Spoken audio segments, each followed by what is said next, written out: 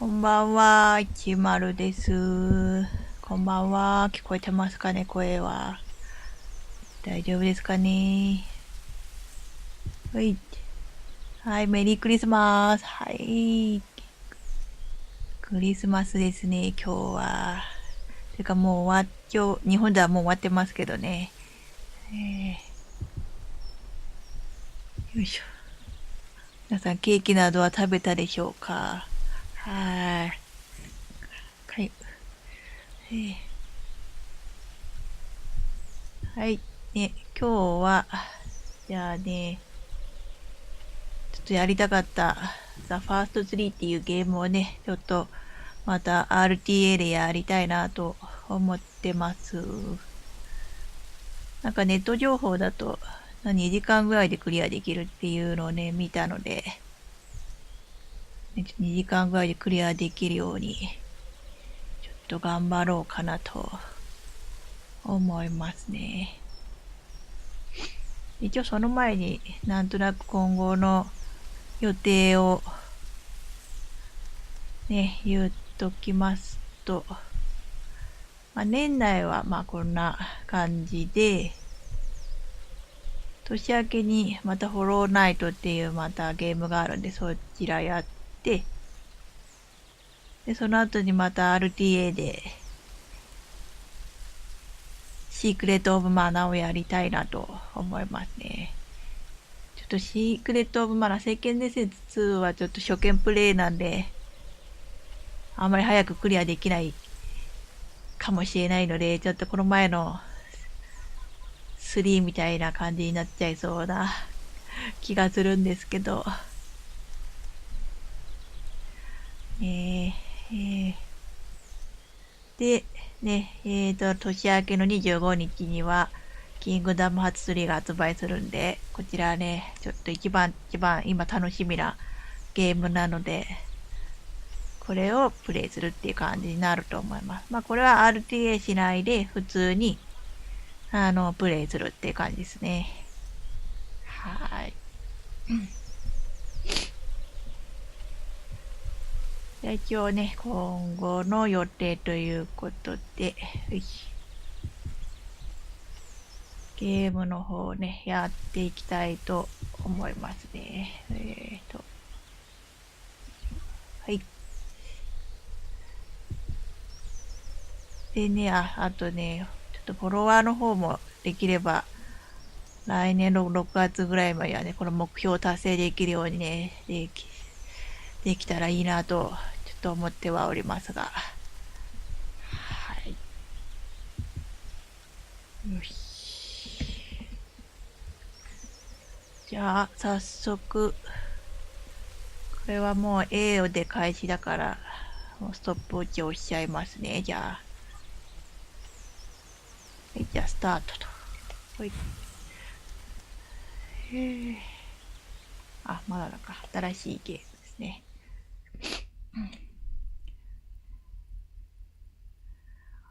どういうゲームかっていうのをちゃんと見てないんで、かなりもう全然初見プレイっていう感じですね。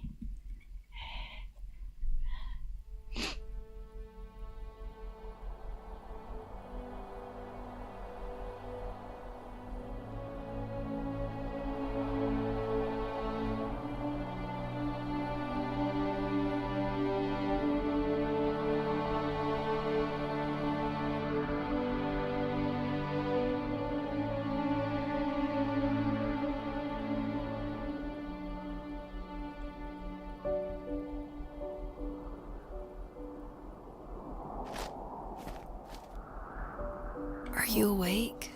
動か I せる。 thought I heard you get up. Yeah, I'm awake. Sorry, I just can't sleep. 走る。 Are you thinking about him? ジャンプ。 Yeah, a bit. Usually get back to sleep, my love. I'm fine. No, it's okay. What else is on your mind? I don't know.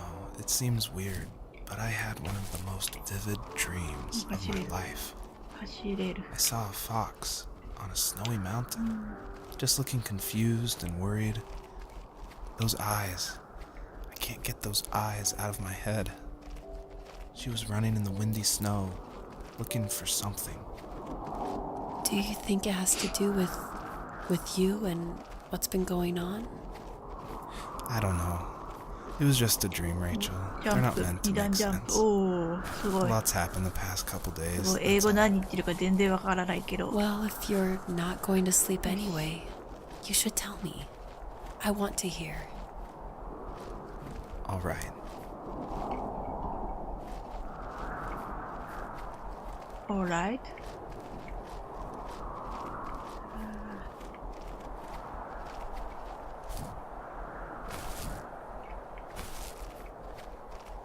すごい、めっちゃ映像が綺麗ですね。走らない。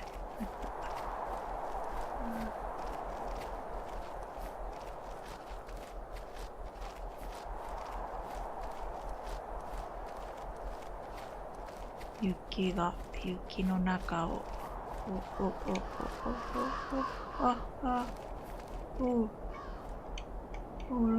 So, not far from her home, Oh, she no. followed that path to something unexpected. ああ、かわいそう。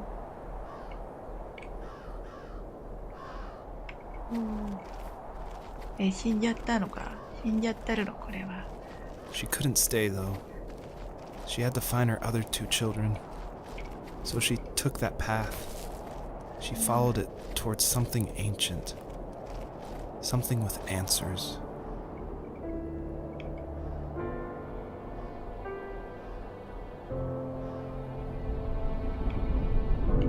ファーストツリーズね。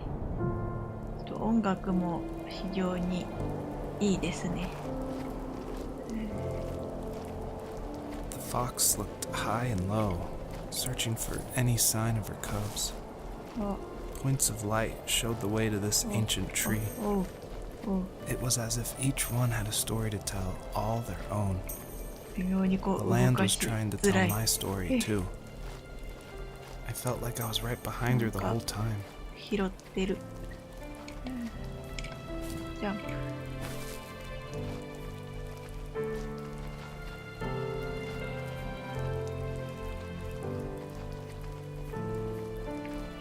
道が合っているのか。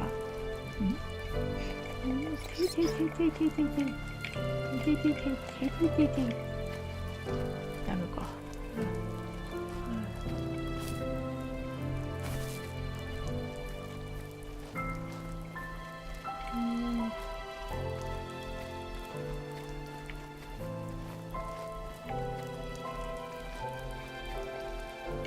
いいですね、ピアノの音色がいい。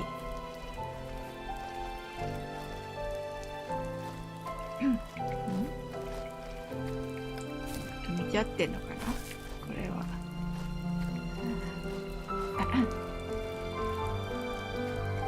マップとかないもんな。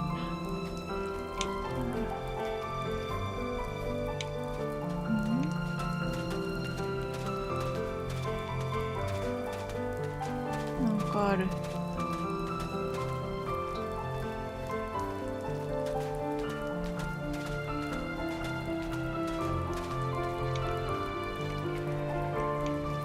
何にもできないな。ちょっとフォントが大きいかな。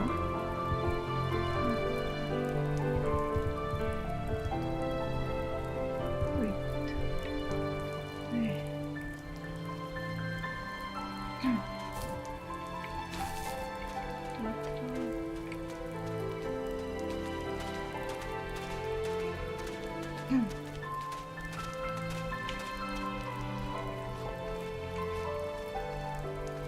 さっきのなんか光みたいなのを集めるのかな。あ、なんか柱がある。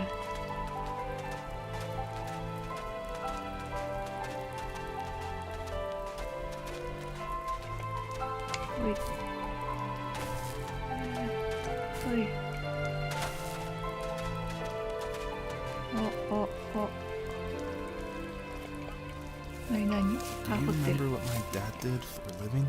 おー、なんか Wasn't he 何 like かを a 発見した。 lumberjack? え That's one way of putting it. あ、 If 何もで wood き was な a い。 canvas, then a carving knife was his paintbrush. Even after working a 50-hour week, even after his hands were more splinters than skin, he would bring home the nicest piece of Alaskan weeping cedar and make me toys. That wooden train was the first toy I can remember, and I おも loved ち it. ゃ。 I just knew from a young age I was going to be a lumberjack, like my father. あれ、なんか岩が光ってる。岩が。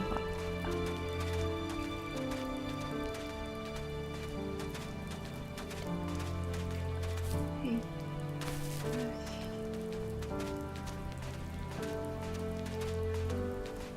あれも光の柱かな。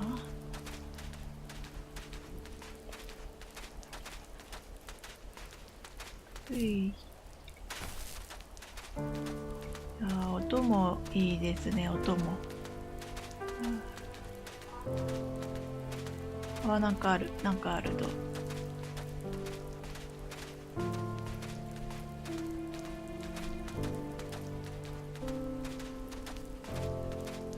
れ登れるのか、こうか。あれ。ていてい。おー、登れた。登れたあと2段ジャンプで。オッケーオッケー。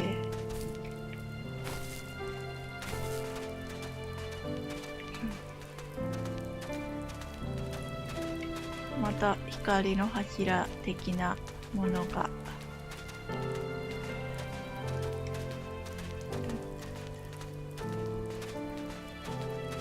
これを集めていけばいいのかな。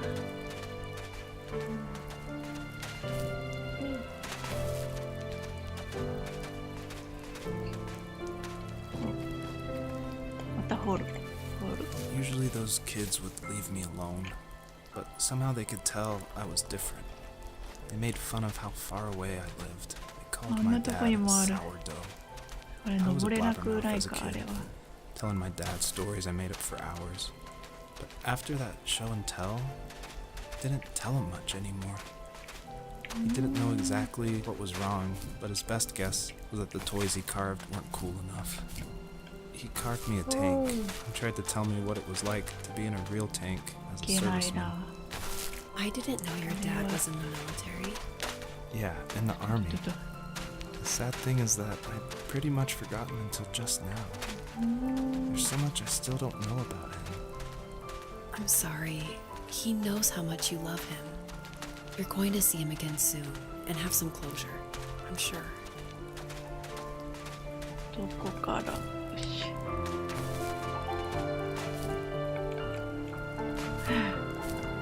オッケーオッケーオッケー。いけた。お、いけた。よしよし。ていてい。ていてい。ていてい。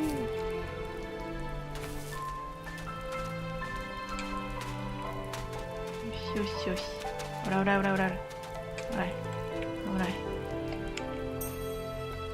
てい。よし。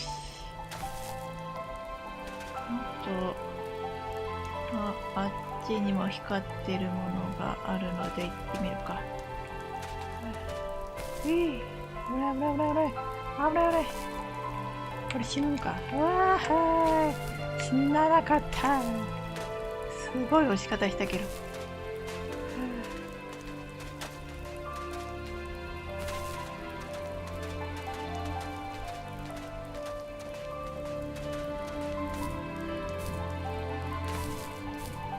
よし。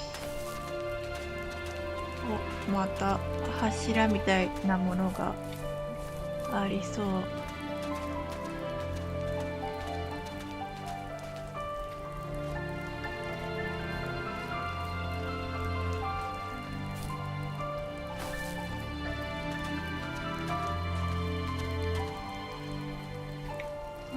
これなんだ？これは別に、なんだろうこれ。おう。あ、何か遊ぶのかな。ちょっとわかんなかったけど。と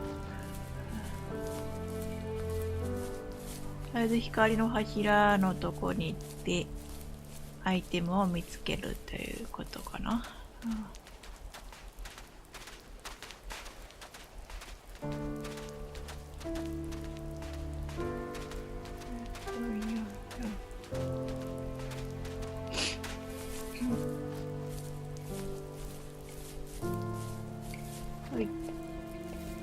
The older I got, the more I withdrew. I asked myself, why talk to anybody なんだろうね anyway? これ。 Why お絵か bother き。 when お I'm 絵か happy き by したやつ。 myself? I started drawing a lot, mostly animals I saw in the woods by my home. I then imagined designing my own hideouts with things like TVs and pantries full of chips and cookies. I 光の think that 玉 idea が of leaving home and drawing 光の blueprints started my career. 玉 I が found a lot of solace in that. I'm not surprised, but I did the same thing, you know? There's something special about having a place to call your own. And now look at us. Well, if you count renting in an overpriced city. よいしょ。 It's as close as we can get for now. ていていてい。おー、取れたけど落ちた。うわー、大丈夫だ。大丈夫。死なない。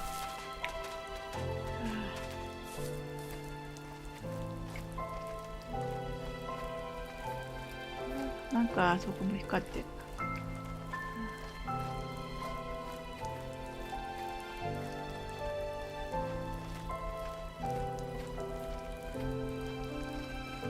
あれ、光ってたような。あっちを。光ったり光らなかったりするな。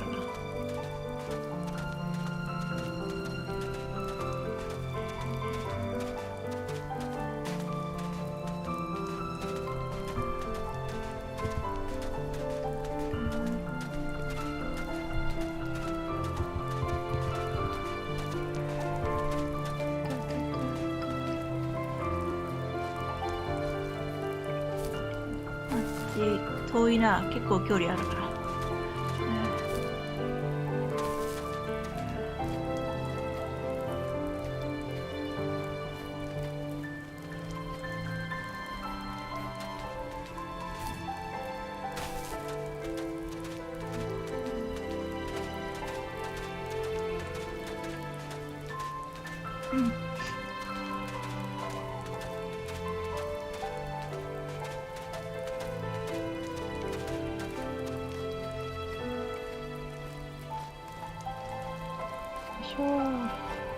着いたぞ。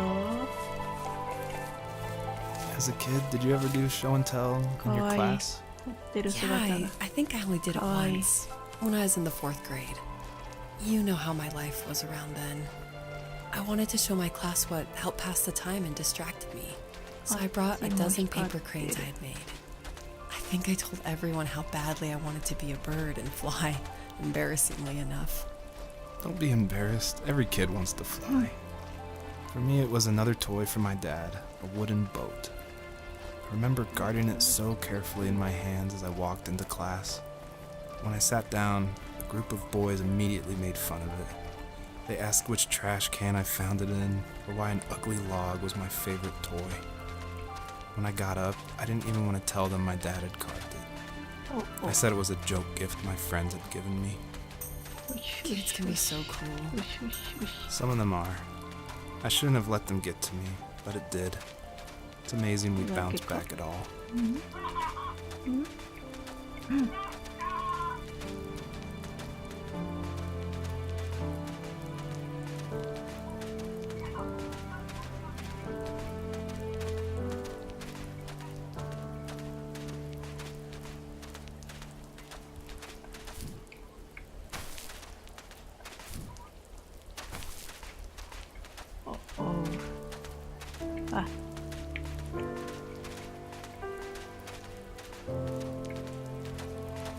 笑い声がめっちゃ入っちゃってないからちっちゃくしてほしい。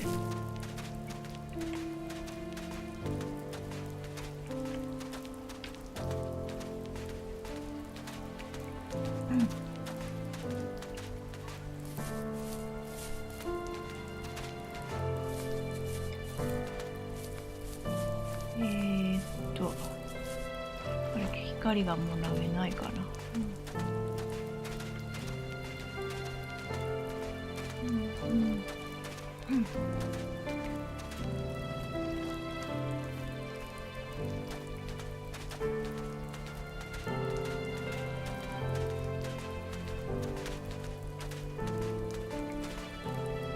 もうなさげかな、ないのかな。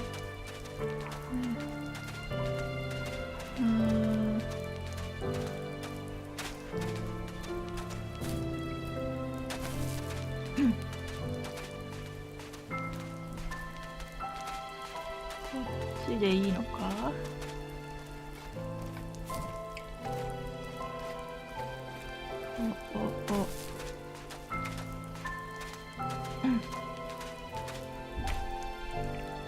あ、まだあるよね。まだ光ってるとこある。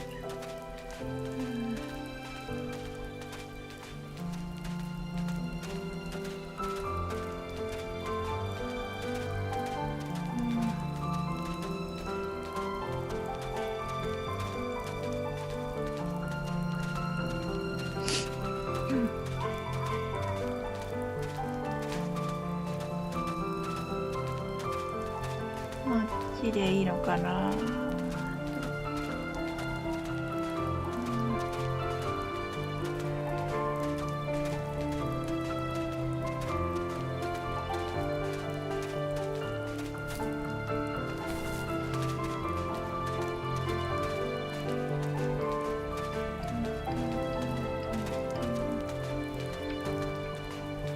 すごい、めっちゃ鳥飛んでる。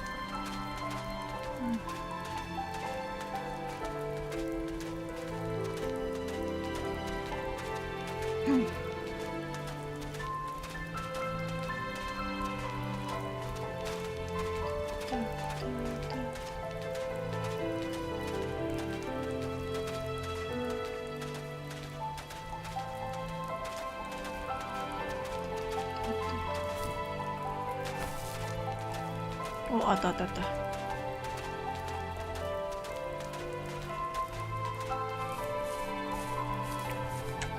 し。あ、いっぱいあるな。おいおいおいおいおい。あ、取れない。取れない。取れない。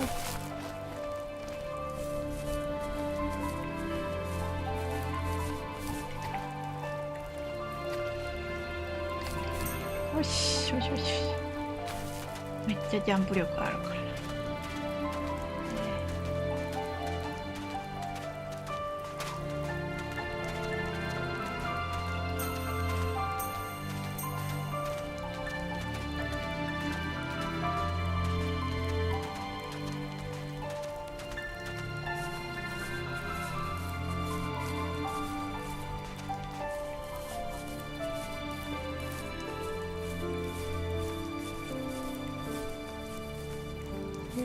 この上も、ほいほい。オッケー。何個集めたらいいんだろうな、これ。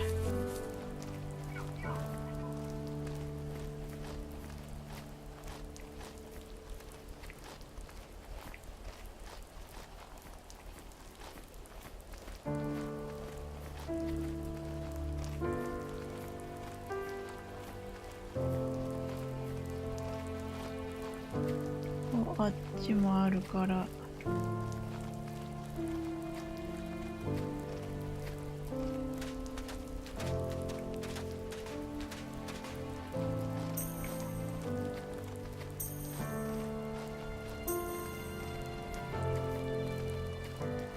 おうおう、今日終わったのか。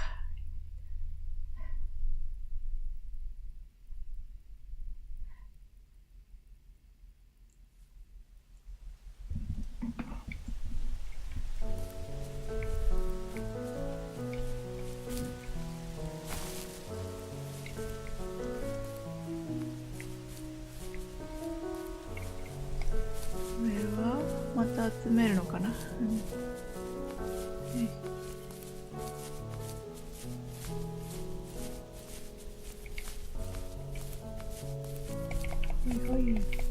My teenage years were full of sketching, angst, and trouble. スケッチ。I wasn't popular or unpopular. Maybe just forgettable. I guess that gave me a sense of freedom. So I hung out with crazy kids, doing crazy things, even though I mostly just watched the chaos ensue. We did it all. Put fireworks in mailboxes, hide roadkill in people's garages, break windows of the barbershop in Anchorage. My dad was furious, but he was so busy working he couldn't do much to stop me from going out. I think being an adult means there's no one to stop you making hard decisions. He had to make a living, and he couldn't be in two places at once. Yeah, I realize that now. But at the time, I was sure he was more interested in growing his business than what was going on with me. ダメだ。二段ジャンプじゃないと届かないね。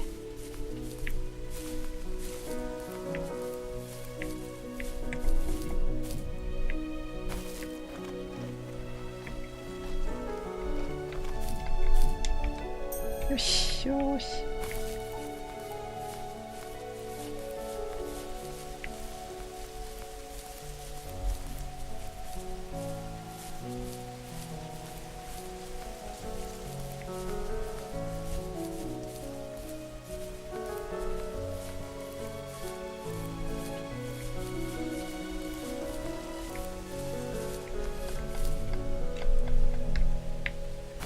どうしたらいいんやろうな。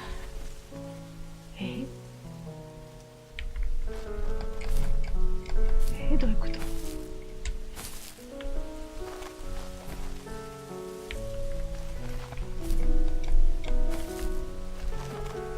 あれがわからんぞ。ちょっと待ってください。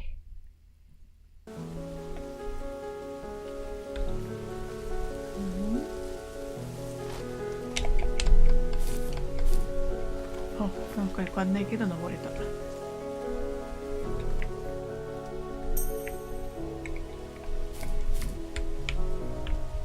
しよしよし。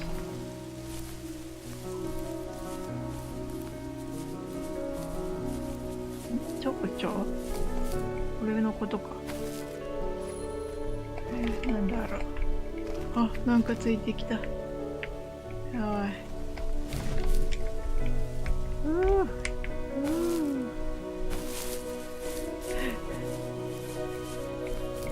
蝶々でなんかこういっぱいできるのかなんかいっぱい飛べる。よし。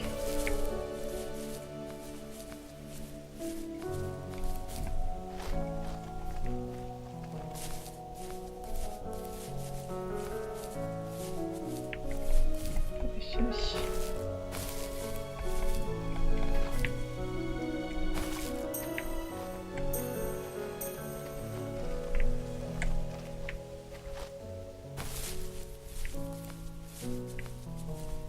あったあった。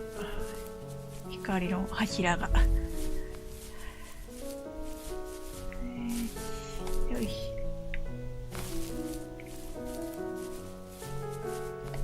よしよし。He was working another late night, and my friends were over, saying how bored they were and how they had come all the way out to my house for nothing. One of them mentioned how that old, ugly beyond belief truck was still in the garage, and how we should take it for a spin. I was only 15, so I kind of fought it for a while. The next thing I knew, we were careening around the mountain path, rocks spitting onto the sides of the cliff, while my dad's cringeworthy bluegrass blared out the speakers. I drove while my friends were in the back of that yellow and purple truck, throwing beer bottles and trash at anything remotely interesting. It felt like I was soaring in the air with borrowed wings. But all good things have endings. A cop outside of Eagle River pulled us over after he saw us in a bottle rocket into someone's yard. What followed was a long night of talking to disappointed adults and feeling smaller than ever.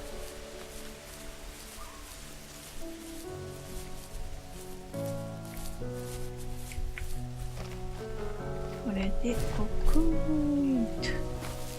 さっき使わずに行けちゃったけどな。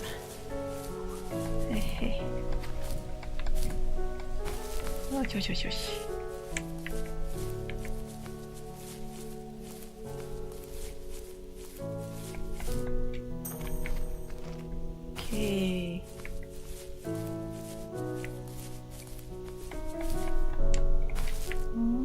ちや、どっちや、これ。あ、こっちか。よ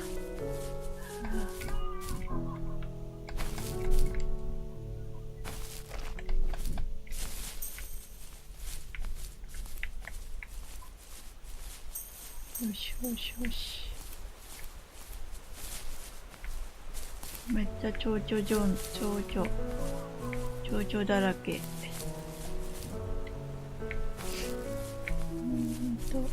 じゃあもう大事。あっちになんかある。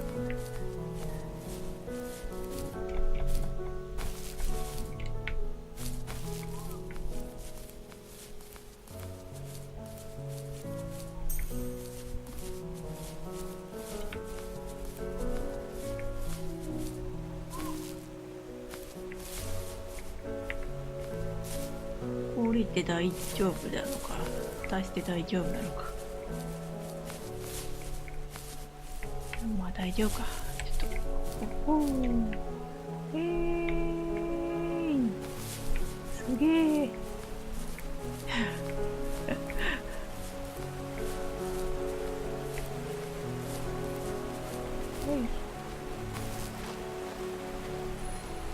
し。じゃないな、使いどころは。じゃあな、奥だな。こ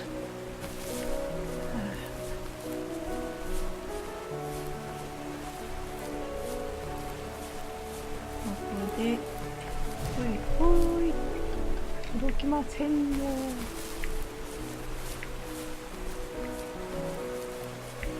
届かないよ。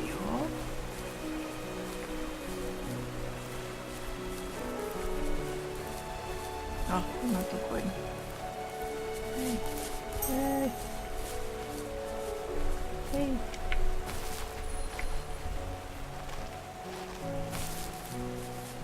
こから上がるのがいいのだ。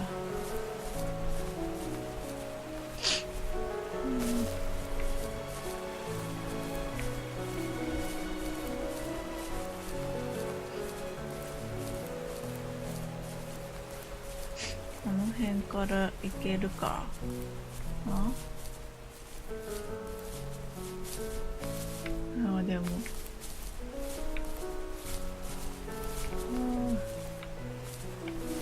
行けそうで行けない。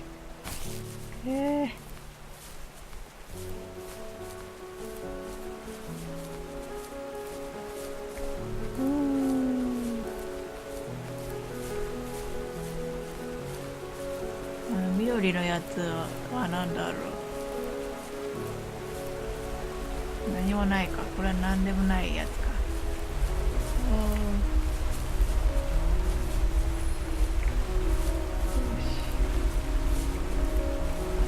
なんかすごい。滝がすごい。はいはい。ここで使ってよかったのかってとこで使ってしまったな。よし。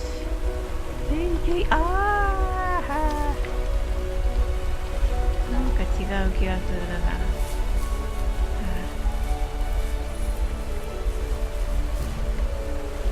あれ取れないのかな。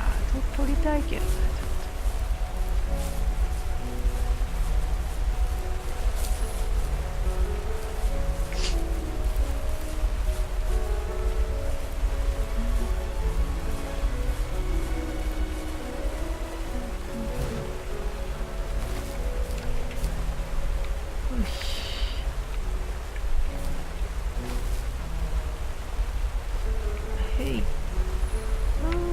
取れた。そし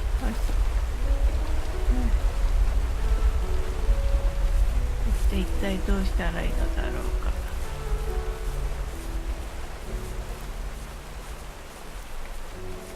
これ集めればいっぱい飛べたりとかするのかしら。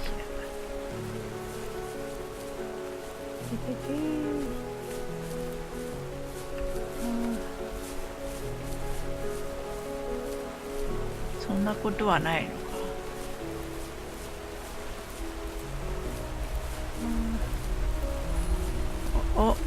増やせた、やっぱり。あ、よくじゃああのとこにもあるし。ここは登れないよな。ここはちょっと登れないやつ。はい、ダメだな。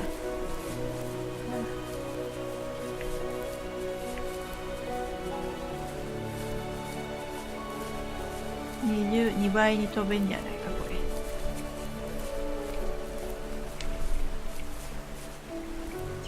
違うぞ、ボタンを間違えた。よいしょー。あー、ダメだった。違うわ。何がいけないのだ。まあいいや、ちょっと先進もう。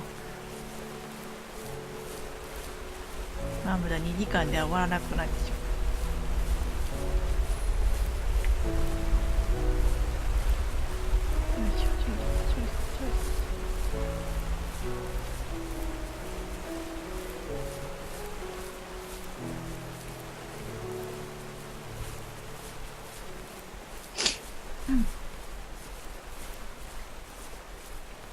こう越えれば、越えられるのかな。めっちゃ高いな。あ、3個集めてこいって言ってるぞ。3個。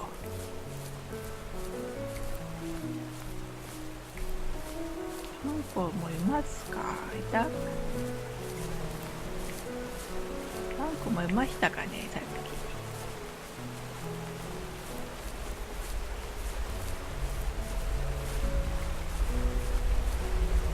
これだって1個取っちゃったやろ。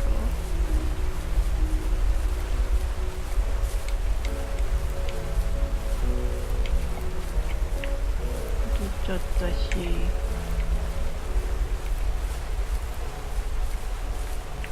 れ結局ジャンプしちゃうから使っちゃうんですよ。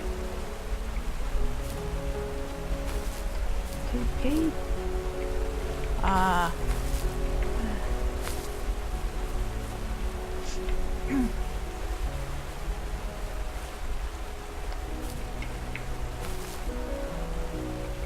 重いぞ、足取りが。あれ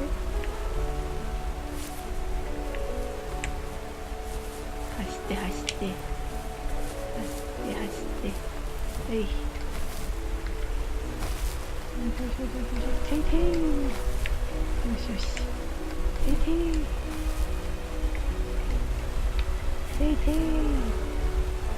よし。よし。ゲット。で、ここに来て、ルブから逆から行きゃいいんか。ね、右側から行って、よいしょ。よし、これで3個分の蝶々が集められた。My friends would laugh about that night and talk about how crazy it was, and I laughed along, pretending it didn't bother me. But it did. I imagined my friends growing old in the bush, unable to find that thrill in those godforsaken ice fields. It's like those mountains were a literal wall, keeping me from leaving, where all I would have to look forward to are lumber yards and evening beers. I had to climb over. That was my only goal for a long time. おー、いけた。ちょっと1個取れんかったけど、めっちゃジャンプできた。はい。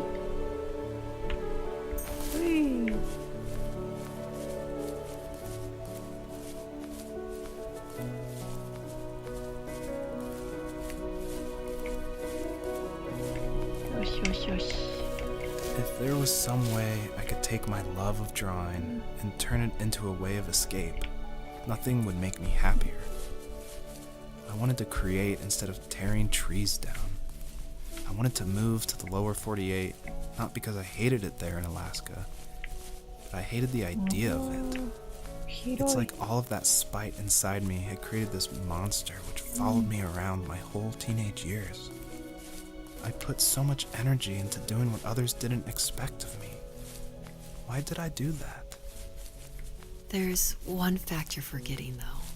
あ、 If you 煙 didn't が have 出て that る。 fire in you, we 煙が。 probably would have never met. You're absolutely right. Maybe the destination is all that matters in the end. But then why am I awake? Why am I seeing this fox go on her journey? And why can't I stop thinking about my dad? .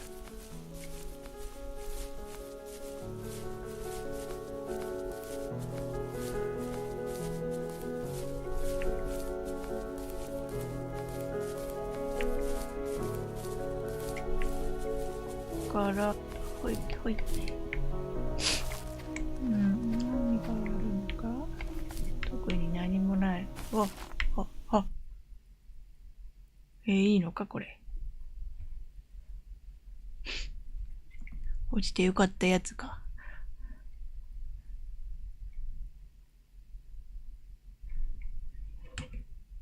また手汗が。お。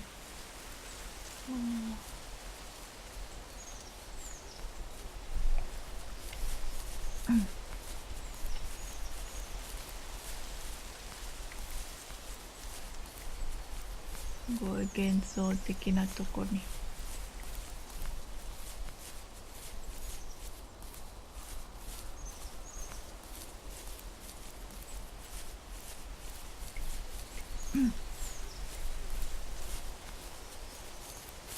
ほいほいほい。あ、ファーストツリーですね。ツリーですね。ほい。 Even at my most distant, at the times when I detested him the most, he kept reaching out. For a year straight, he asked me every week when we were going camping. I thought he was just dense. Eventually, to shut him up, I agreed. We carried out the worn lawn chairs from the garage and set up a cinder block campfire at the site we'd always used behind the house. We walked down the mountain path, talking in the warm sunshine we only got a couple months of the year. Those 3 obsidian rocks shimmered alongside the shore, almost like sparklers pressed against a dark window. I'll never forget that wet stone on my feet, or how those massive mountains looked even bigger in the lake's reflection. I felt small, but grateful. As the sun set, my dad found something I hadn't seen for a long time. The tree where I'd made my first carving when I was 6. I hadn't even carved it. My dad had helped me, but I still called it my tree. Something about seeing my name there made me open up, and we talked about everything that night in that old camouflage tent. I told him how much I loved sketching and design, and how it would be a dream to study architecture in Seattle. I told him how I didn't get along with my friends much anymore, but that I didn't mind being alone. He told me he was there for me, and he joked that if all he had to do was write my name on a tree to finally get me to talk, he would have left me carved logs with novels on them in front of my room every morning. I don't know why it took me that long to realize it, but it was then I knew how much he had sacrificed for me.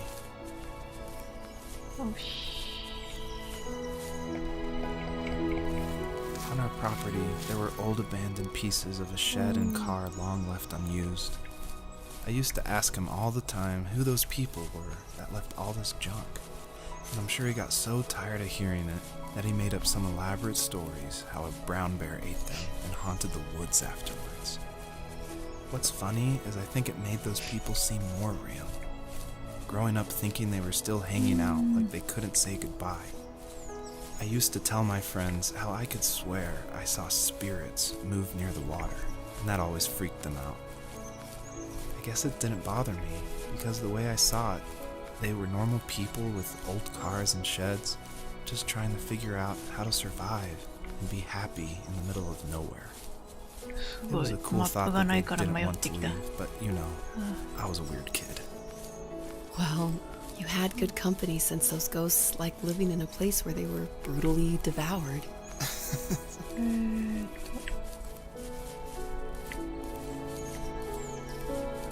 夫婦なのかね、この喋ってるのはね。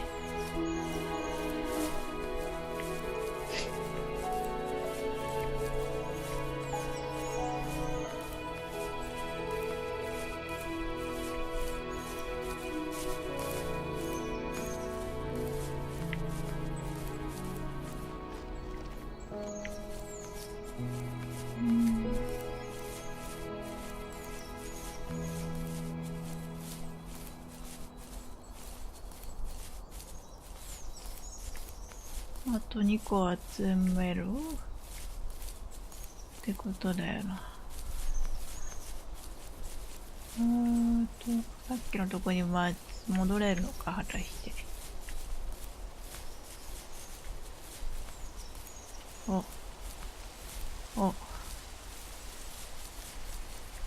光がある。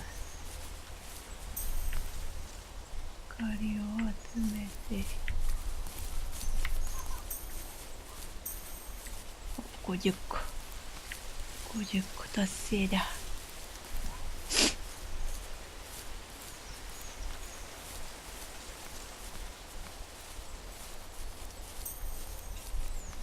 あった。よ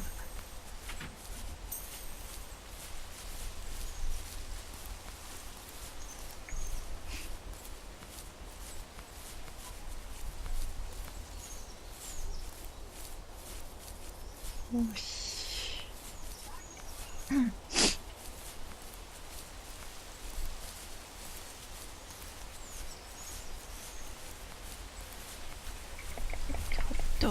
My dad built a lot of stuff in his free time. If he wasn't watching fly fishing or reading Tom Clancy novels, he was carving something. He made tons of birdhouses. Not that he was into bird watching, but I think he really missed working and adding on to the home. If he couldn't afford the time to build onto our own house, he would have to settle with watching birds move into their little homes. We kept an old mattress in the bed of that ugly yellow truck, so we would drive it deep into the woods and then watch the birds fly into their houses while the sun set. Usually it was accompanied by venison jerky or a cold Coke, but not a lot of talking, which is how we both liked it. こちらあっていいのか、果たして。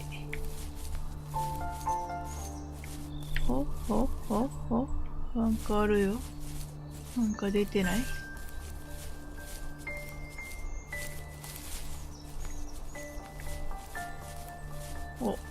あった。最後の光の柱が。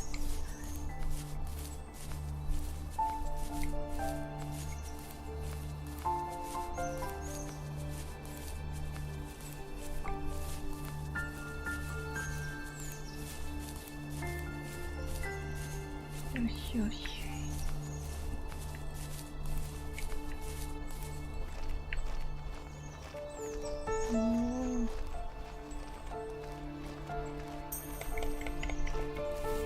We were happiest underneath the evergreens. マップだね。 We decided it was time to finally map out the hundreds of acres we lived on, just to pass the time during the summer. He was only free in the evenings, so I would spend the day wasting time on dial-up internet and sketching, and then we would rush into the woods, pen and map in hand, before evening fell. Sometimes, the aurora borealis would cast a cold green glow on the mountainside, and we would finish our route underneath a twilight sky. Sometimes I was lonely during those summer days, but there was comfort in the routine. A lot of teenagers aren't looking for the daily grind, though. There's nothing wrong with wanting to get out, to leave your childhood home. You wanted to progress, to make something of yourself. Yeah, you're right. That house. I'm sure it's the same as how I left it. But then why does it feel so different? I doubt you're the only adult to have looked back and asked that question. なんだろうね、ところどころに落ちてるのは。鳥ちゃん。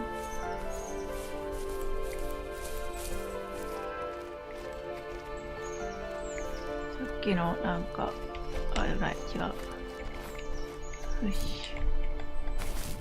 あら、こんなに。あら、めちゃめちゃ、ああ、あ。はい。よいしょ。よいしょ。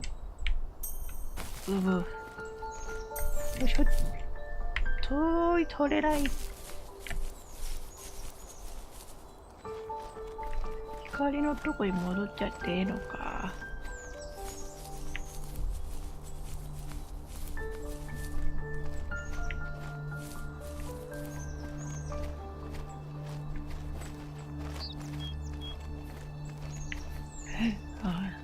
違う足音が聞こえたかと。登れないか、ここは。登れなさそうだと。無理じゃないかな。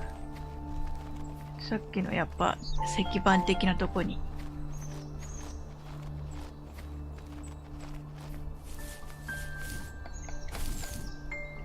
ほい。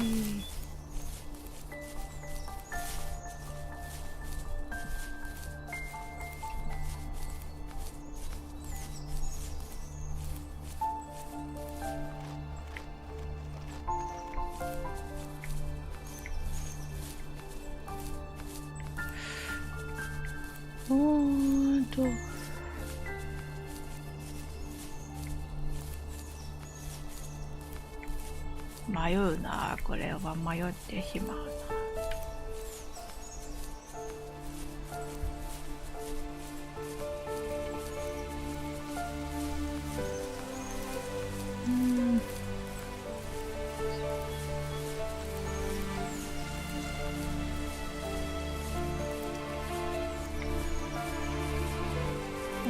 道が見えたので近いか。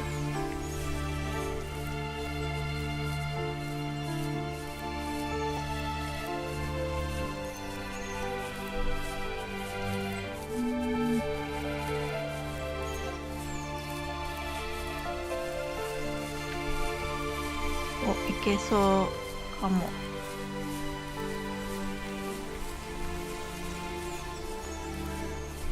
どっちだ。あ、こっちだ。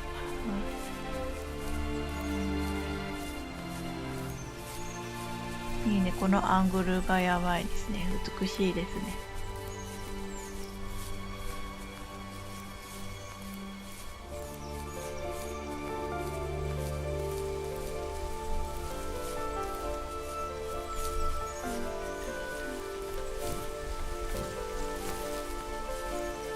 お、いけそう感があるぞ。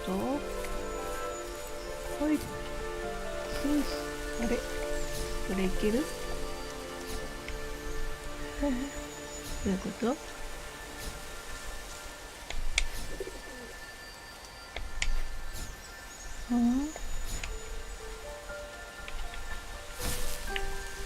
ういうことだ？これ。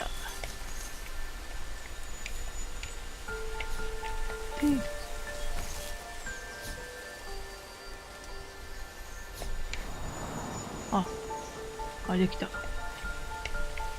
何かわからんけどできた。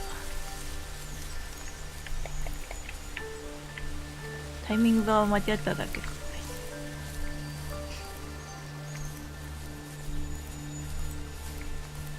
もう何も出ないのこ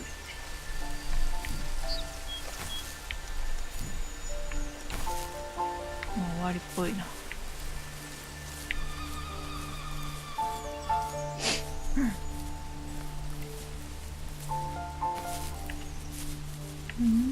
そしたらさっきの光の柱のとこに行ったらいいのか。でもあそこだよね。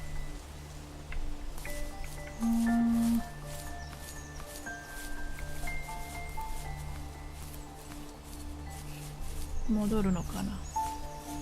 めっちゃ木が動いてる。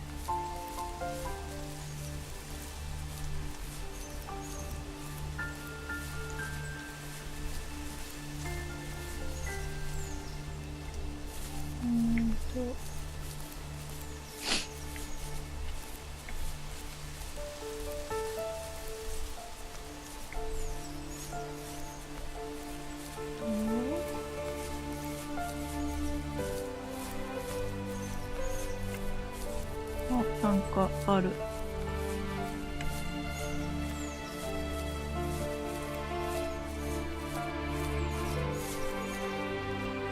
れ結構巡んないと見つかんないですね。おうおう、あったあったあった。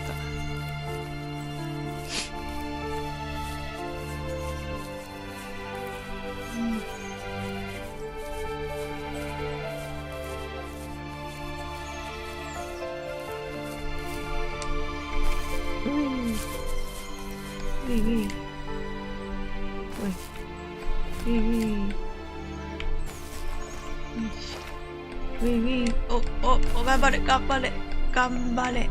それ、ダメか。おう。今の体勢。難しいな。おう。ジャンプタイミングむずいぞ、これ。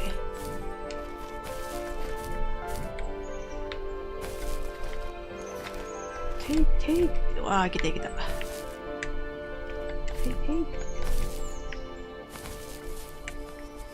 ケー。よし。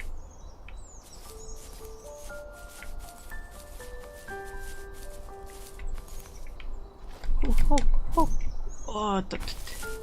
落ちたくない。よいしょ。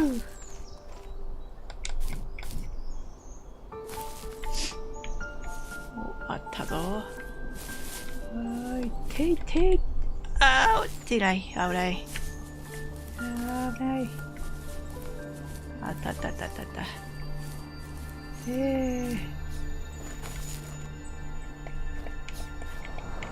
ケー。あ、なるほど。これを集めるのか。よし。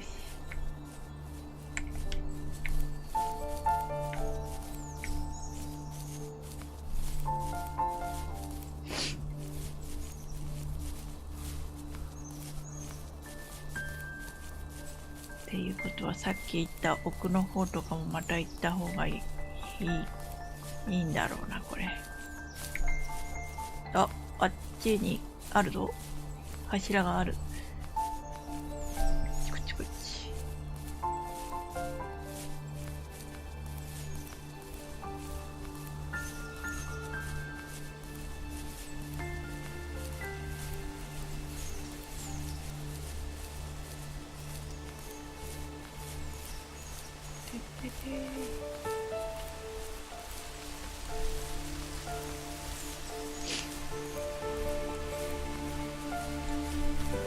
うわぁ、絶対取れなさそう、取りにくそうなやつ。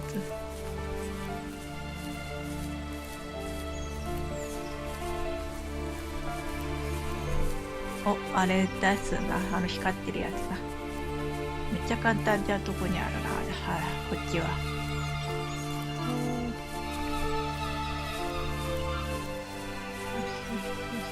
あ、違うじゃん。これは違う。さっき取ったやつ。あれ？っていうことは、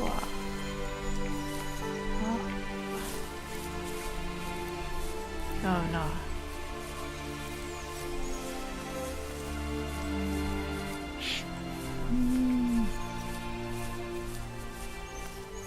はい、もうあっという間に1時間経とうとしております。お、あの奥に見えるあの柱だな。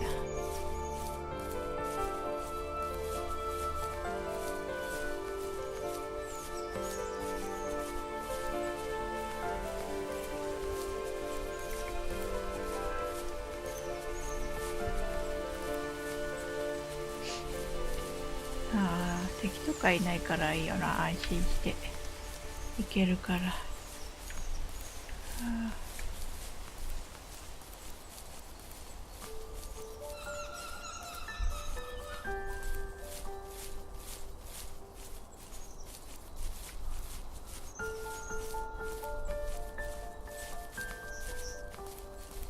さっきの光がなくなっている。あったあった。ここどうやって取るんだろうね。岩だって登れないし、ち蝶々もいないし。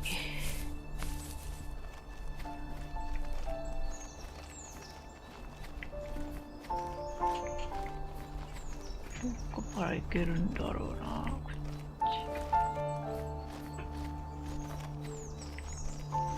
お、玉が、光の玉がいっぱいあるぞ。お、中入れんのか。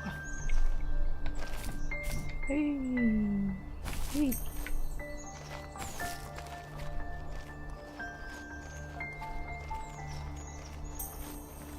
たった。お、いけそうな感じ。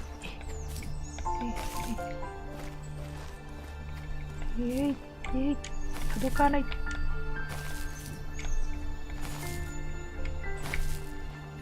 こだ？光の柱は。この上、お、あったぞ。よしよしよし。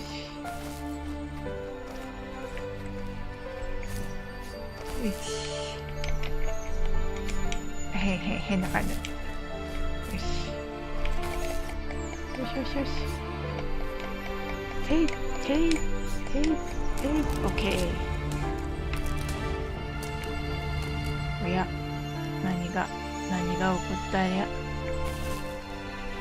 3つ集めたけど。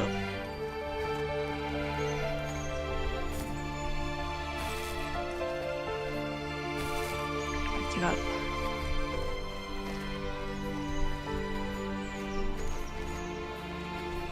こから入ってきたんだ、わしは。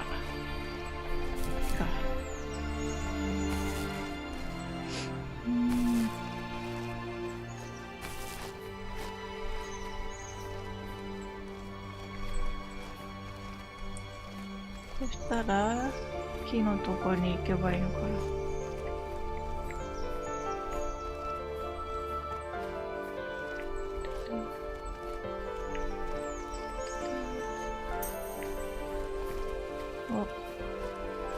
お、裏ルート的な。あんなとこ取れんのかや。さっきジャンプしたとこか。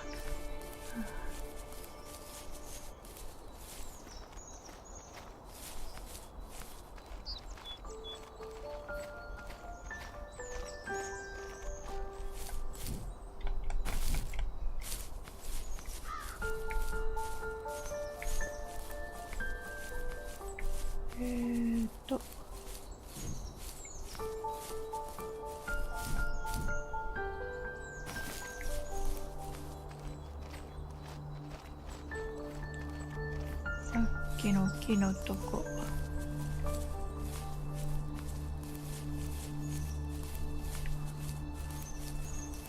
合ってるな。こっちだな。お、1時間を超えました。お、光の柱が出ている。光の柱ね。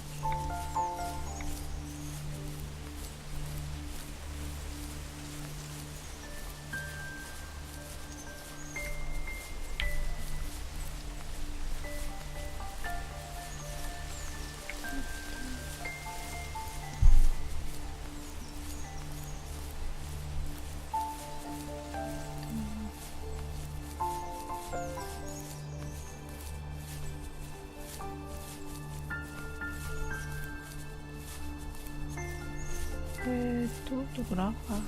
だった。よ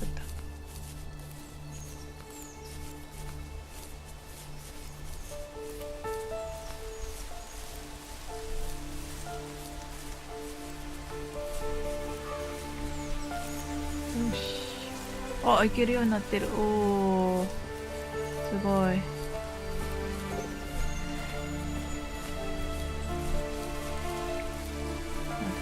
あんなとこにあるけど。危ない。ちょっと無理だな。The perpetrator stood nearby, unfazed, like nothing was wrong.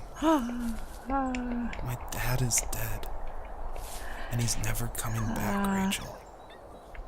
I can tell you these stories, I can never reminisce with him あの again. 子は He 何 can だろ never う。 hold a grandchild that we'll probably never be able to have. I can never talk to him again, and I'll never be able to say I'm sorry for everything.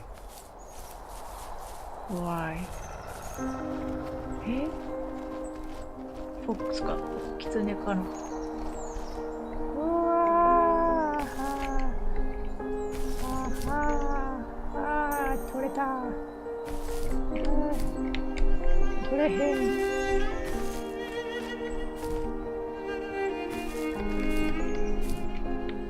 よし。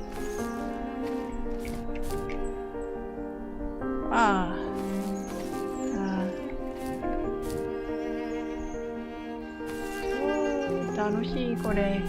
ジャンプ。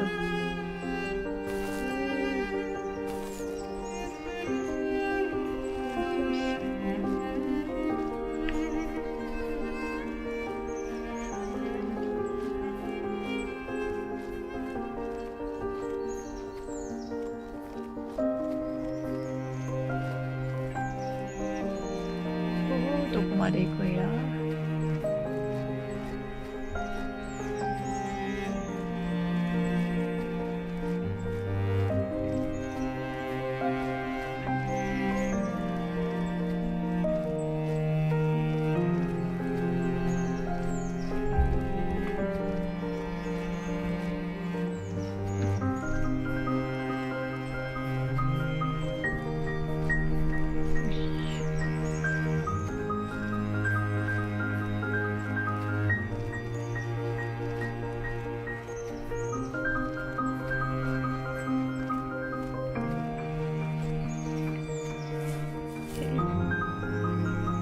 無意味にジャンプがしたくなる。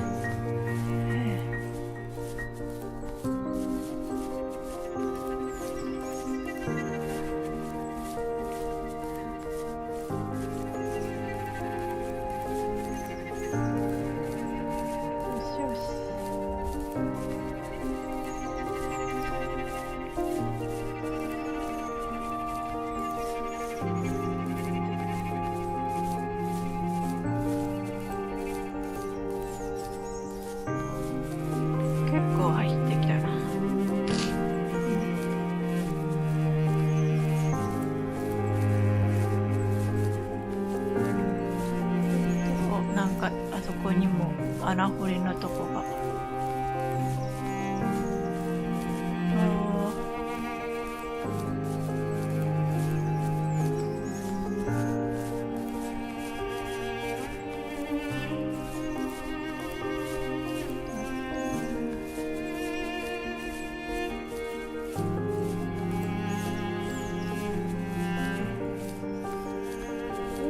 結構走ってくる距離がある。I need to go to bed. I just can't talk about this なん anymore. だろうね。何を思い出したかがちょっとよくわからない。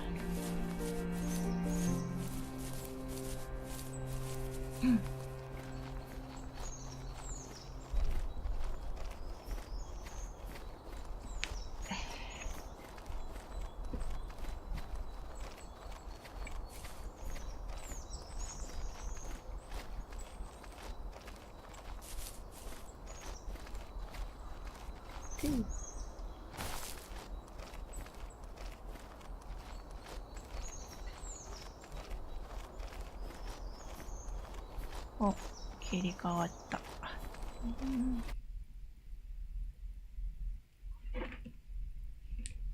足跡かわいいね。足跡か。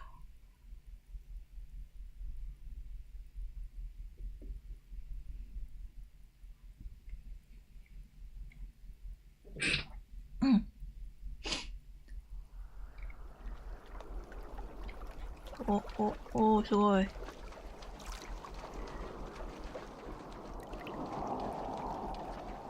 宇宙を感じるぞ、宇宙を。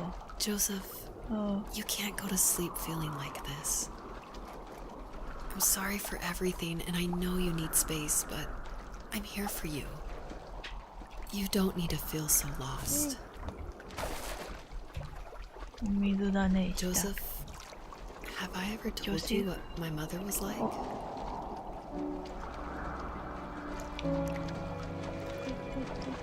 ああ、なんだろう、鹿？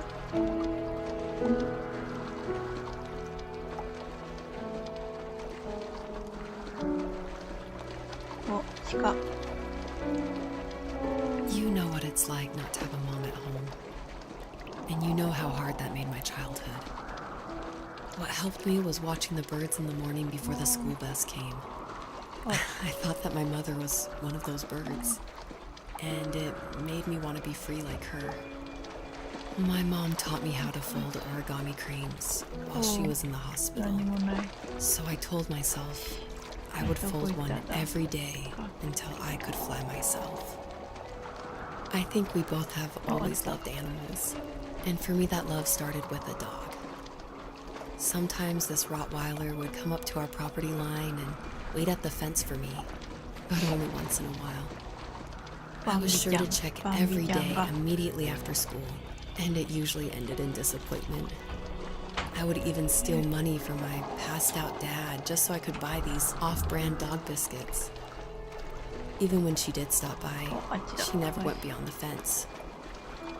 Why was she so scared?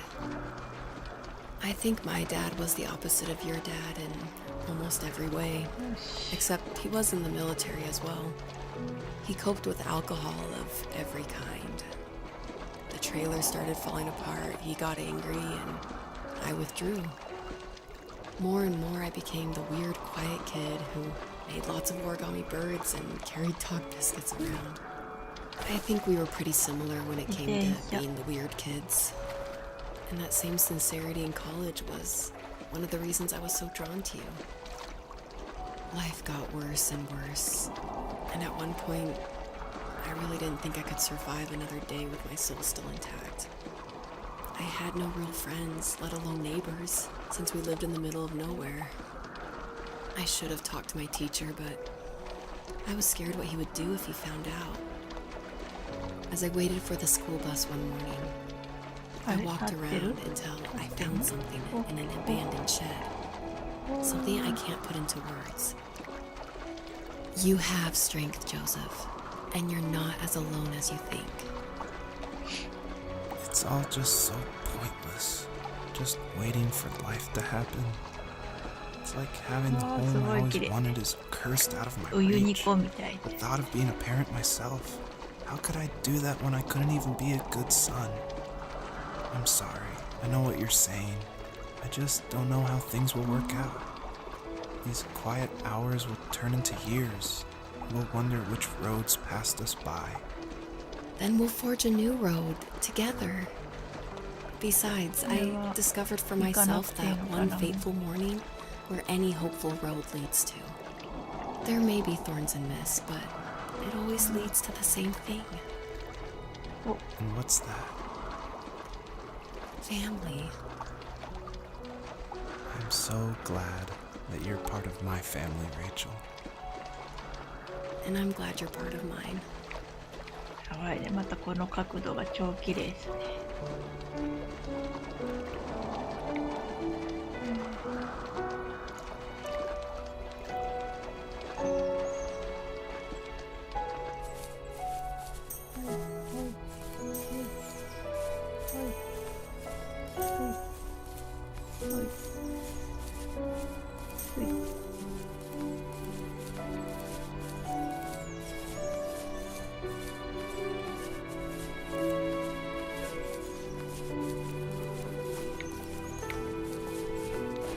お、いっぱい鹿ちゃんがいる。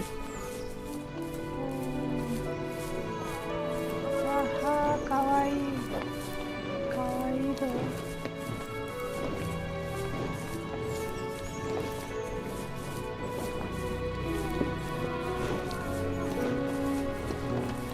オスリカちゃんみんな座ってる。水浴びしてる。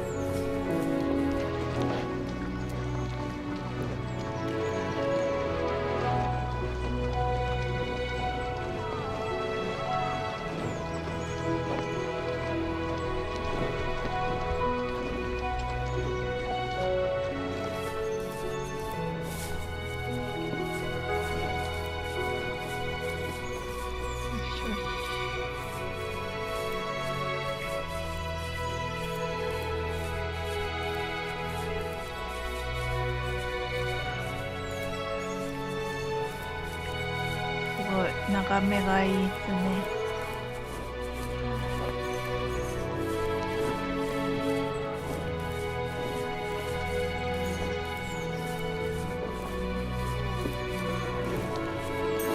なんか声が聞こえるぞ。なんか声が。赤ちゃんの声です。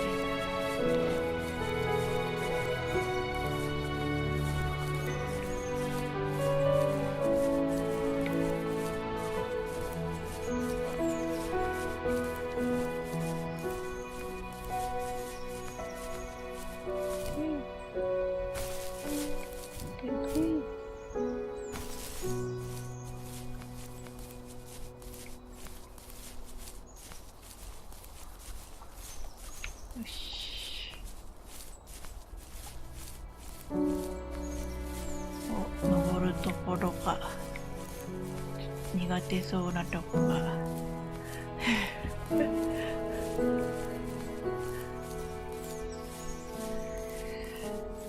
へい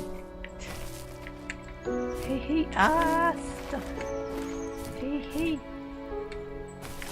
し、へいへい、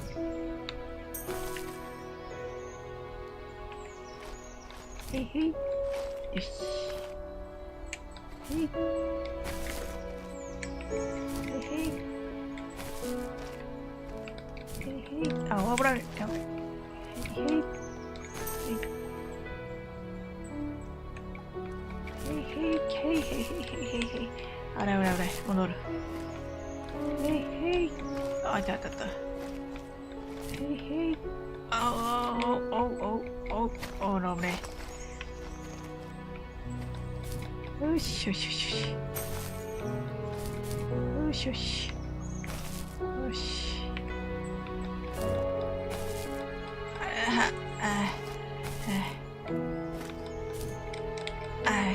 じゃあじゃあ、よし、オッケー、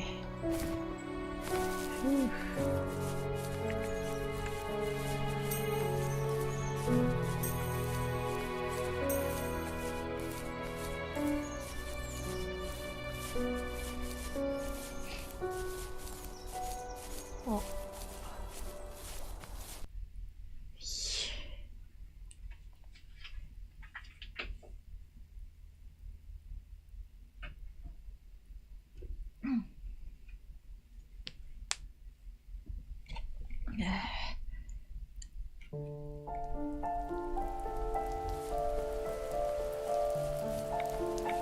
The fox knew her last cub would be waiting for her at the first tree. She was almost there. The rain cascaded onto the jade valley where the entrance to the tree was. Life was protected there, because that's where life began. It was now only a mother and daughter left. Items from my life still dotted the ground as she moved closer to her destination and destiny.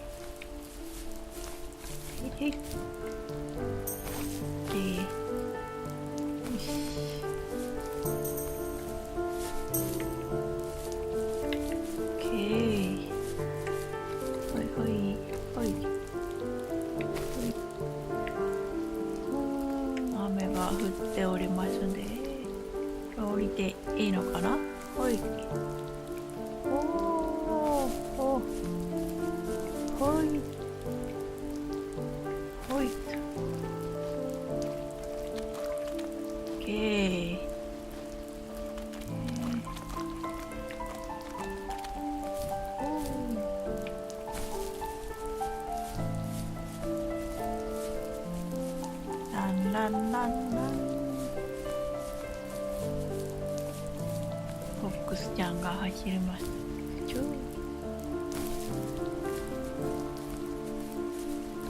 いていて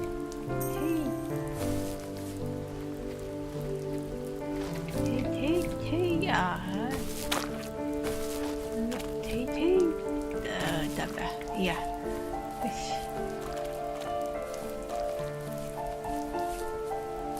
ていてい、お、取れない。どんだけ取るの下手だな。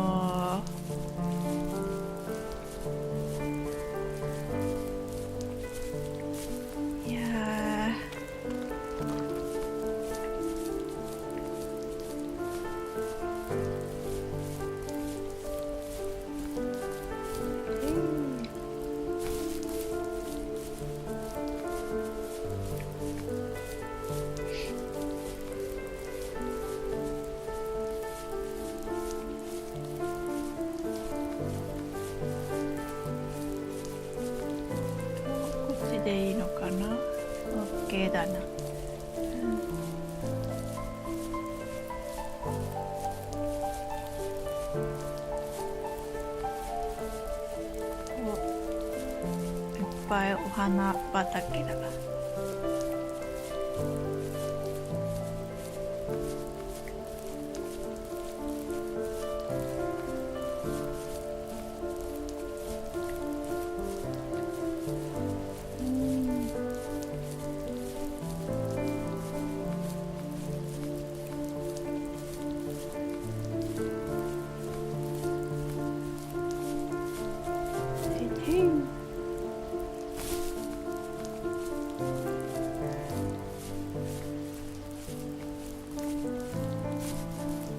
登れるのかな。いけた。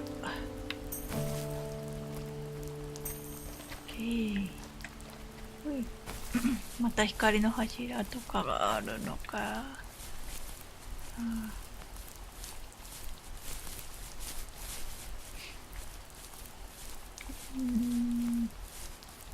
まあ今んところ情けだけど。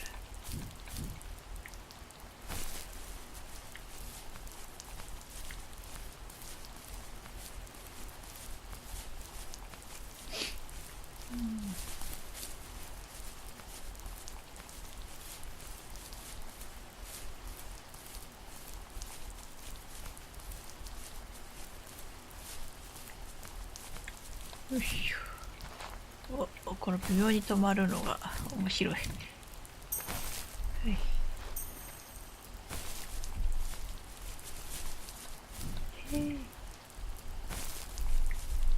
上でいいのかな。上行っちゃって。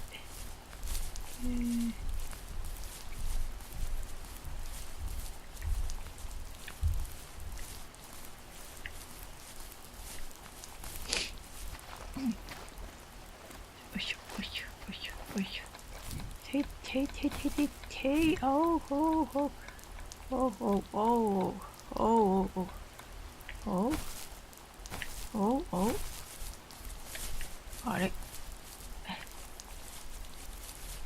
何か間違ってるぞ。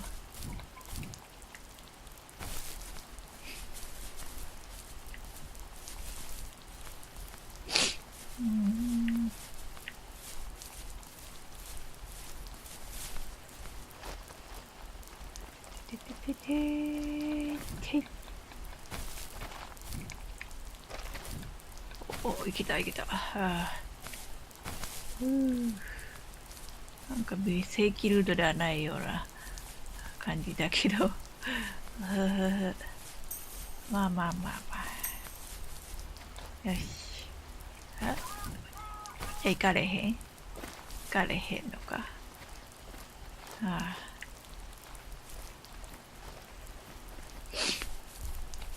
あった。光の柱を発見しました。光の柱で穴を掘りますね。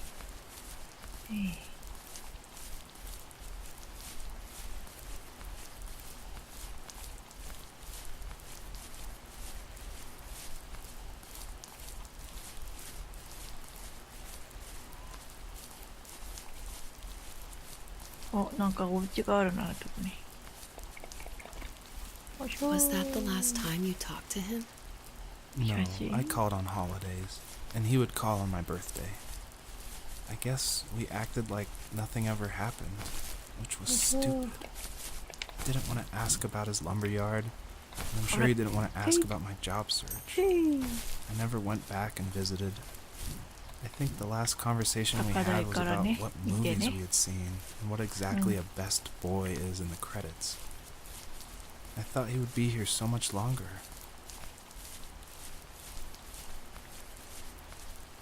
上登れそうですが、蝶々咲いないとダメかな。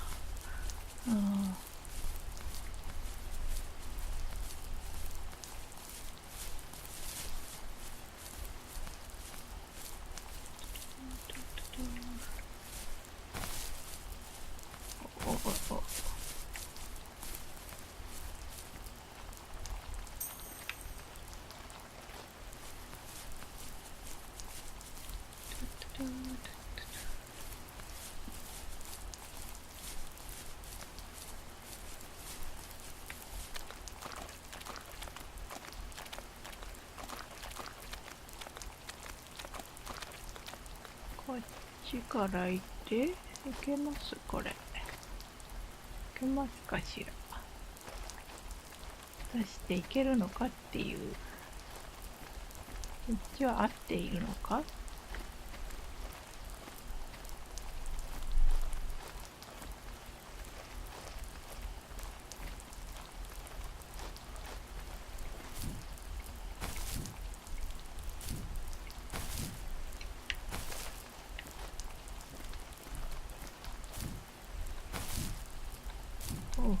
おうおうお、いけたいけた。い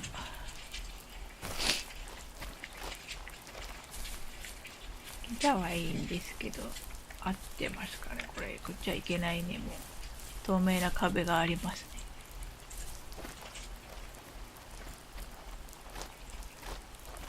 ね。うわあ、やべえ。あは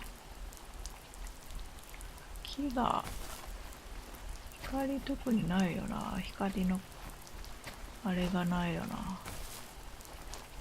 あんなとこに光の玉があるけど。よ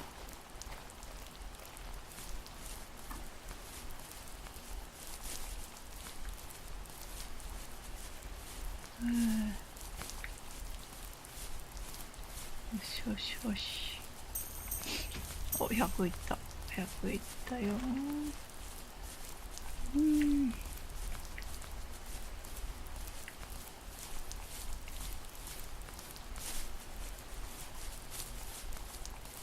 よし。てい。ていてい。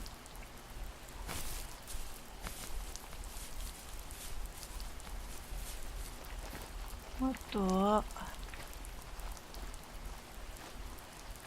もうないのか。危ない。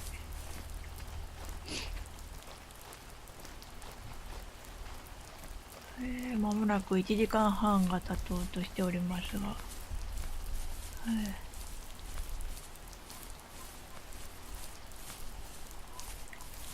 光の柱はどこだろうな。そこになんか光ってる。お、あったあったあったあった。じゃあ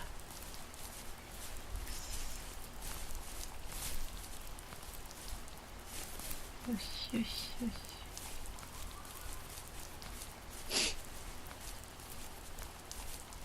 だぞー。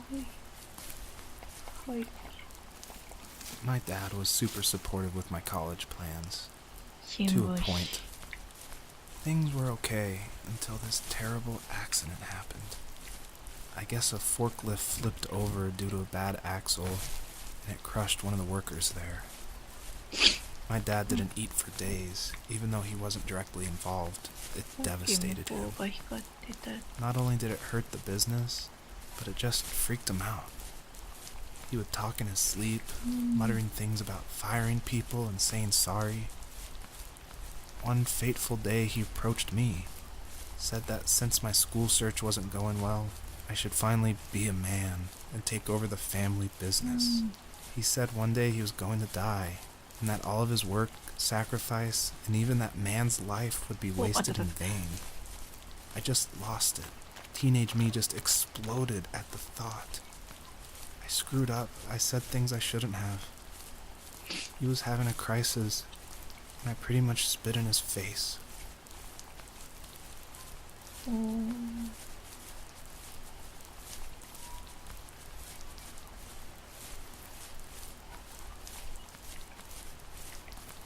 Okay.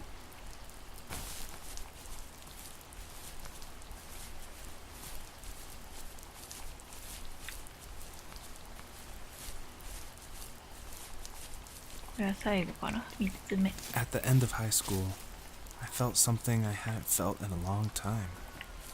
Drive. I looked into the best architecture schools on the West Coast, then got a dose of reality when looking at other students' portfolios and the high cost of tuition. I still wanted to be something, to be the next Alvaro Siza, and to make those thousands of sketches worth something in my grand history. But now even an internship sounds impossible. Caesar helped me understand how essential emotion is in architecture, and he also said light is the real composer of space. I like to think these glints of light, like not finding a job or even a strange dream about a fox, are something I should be thankful for, even if the illuminated space is something I'm less than comfortable with. こっちで合ってんのかな。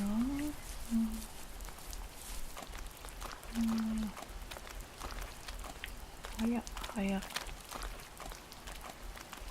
っちか。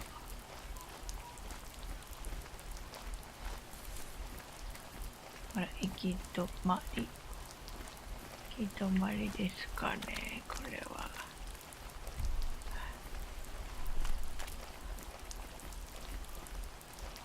真ん中の木のとこに行かないとダメかな。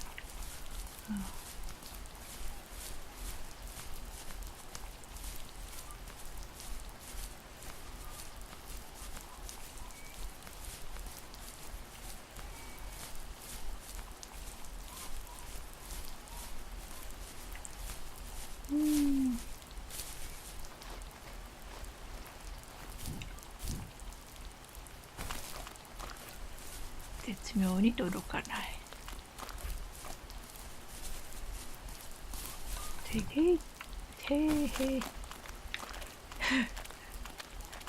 もはや取る気がないのか。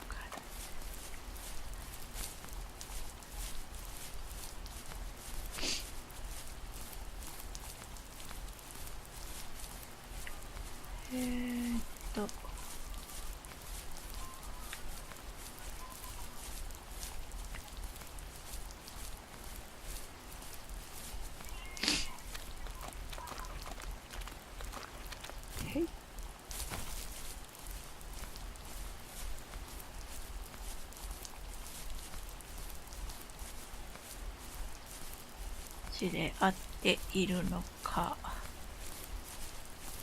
他に光ってるとこないしな。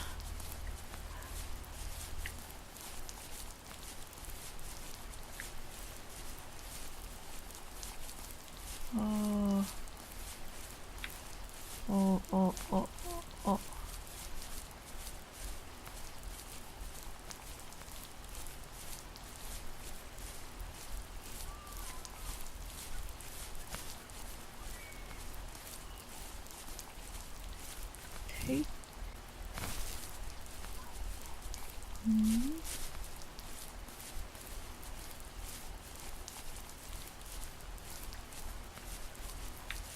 あっちなんか天気良くないか。なんか木が。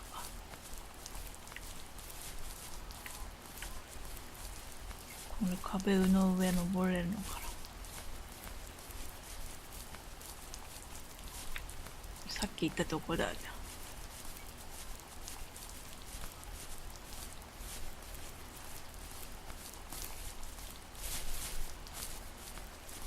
はい。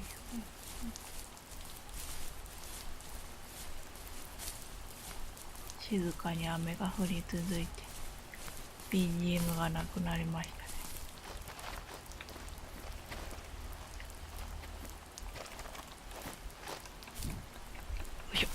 よいしょ。頑張れ。よし。いける。あと1回。ちゃよし、いけた。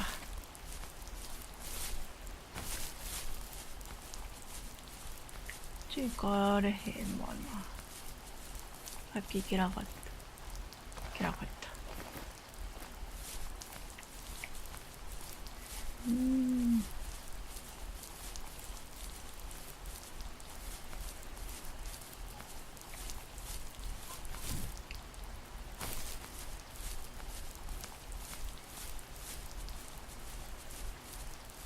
どこかな。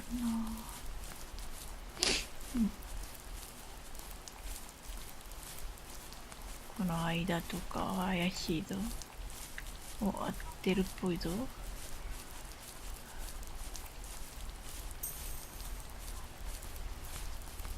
合ってる。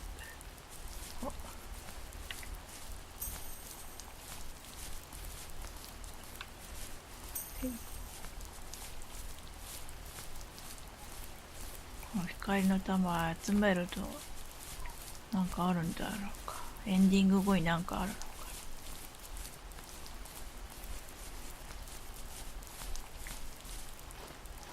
また。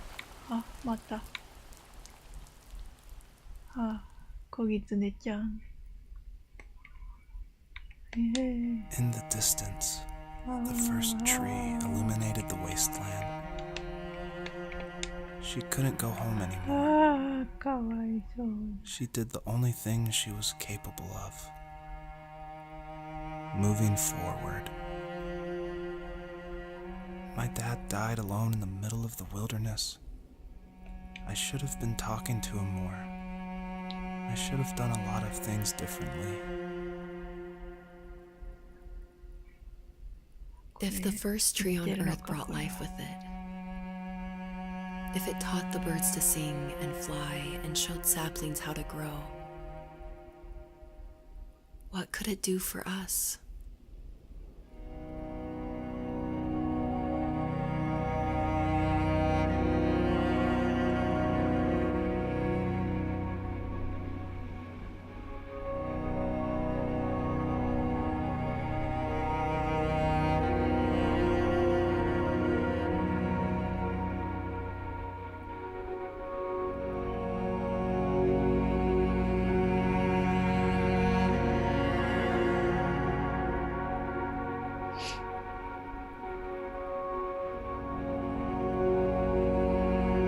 There was a letter I received yesterday from a name I didn't recognize, with a quote I can't stop thinking about.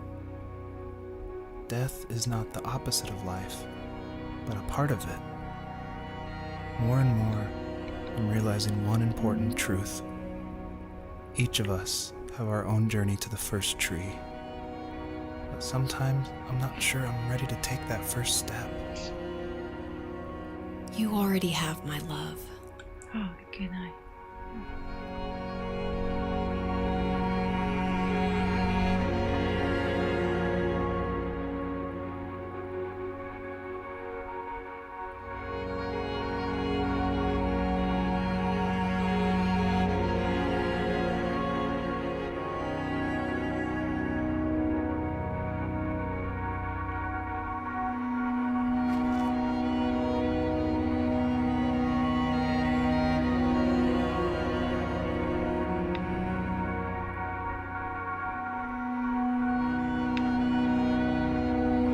ファーストツリーなのね。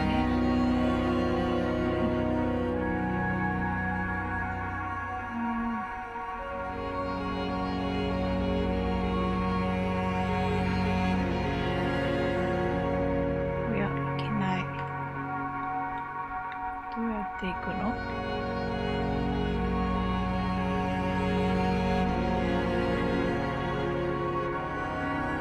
そしてこの木の枝を伝っていくのか、これ。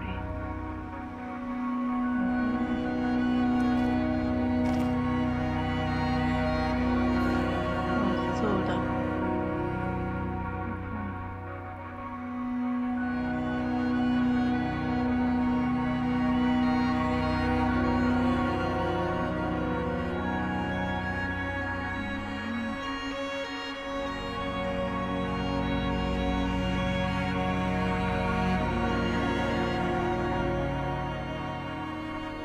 そう。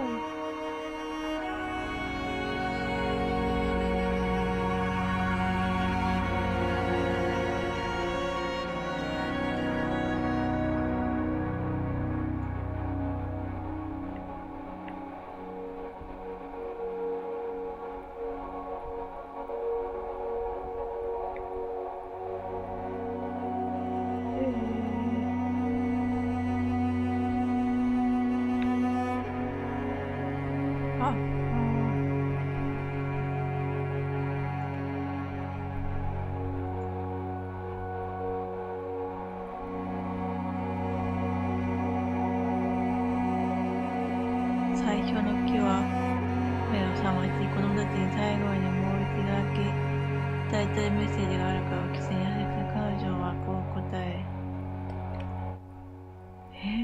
待って、最初の木は目を覚まし、子供たちに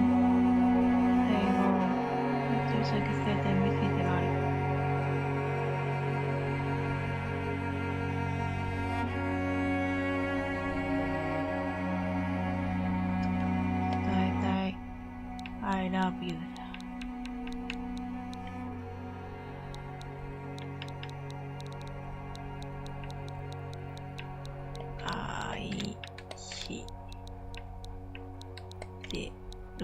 愛してる。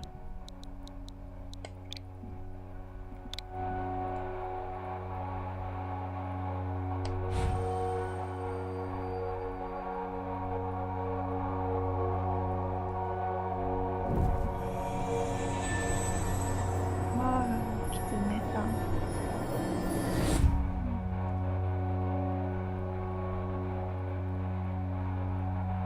I guess her journey was over. But I have no idea. It was only a dream. A distraction from tomorrow. I don't think dreams normally bring back to memory so many important feelings. Maybe it was just a dream, but it was also a gift. Yeah, I suppose. But tomorrow we're getting on a plane to the last place on Earth I want to be. The only person that would have made the trip worth it is gone. You're going to see him and be with him one last time before you say goodbye. I have one last quote for you by Emerson, sealed in an imaginary letter from me to you. It is the secret of the world that all things subsist and do not die, but only retire a little from sight and afterward return again. Go to sleep, my love. We have a big day tomorrow, but I'll be there with you every step of the way. Thank you. Thanks for listening. Good night, Rachel. Good night, Joseph. Joseph.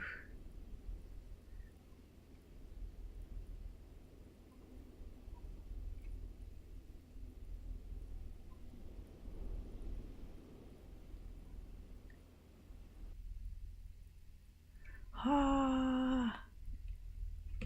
母狐さんは消えてしまった。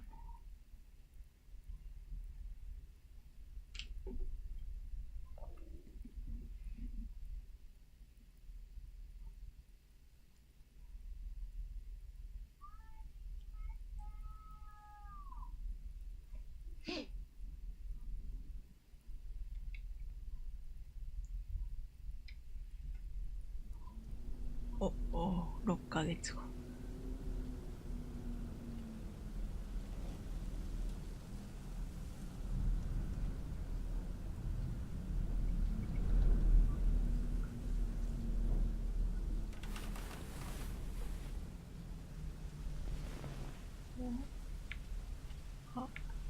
視点が人間になっている。I love AK って書いてある。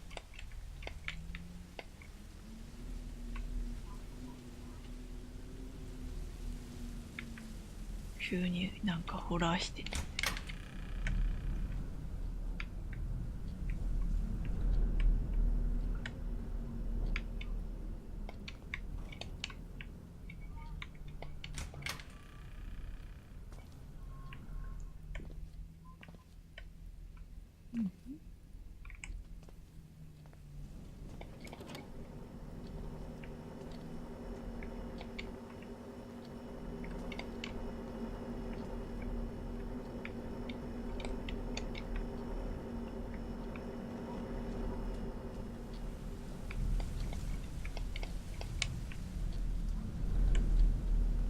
なんだろう。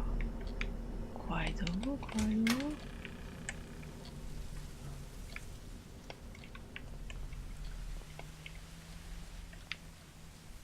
キツネさんがいた。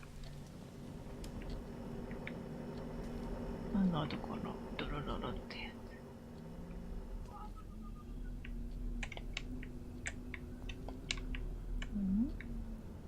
キツネさん、鹿さん、ウサギ。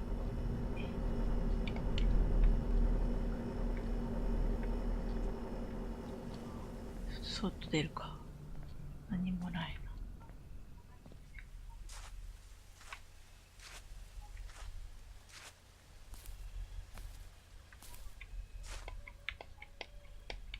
開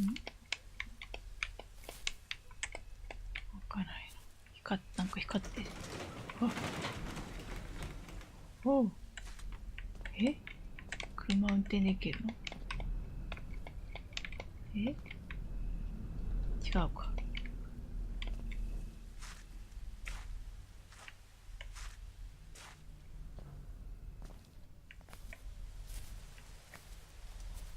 ゴミがすごい溜まってるよ。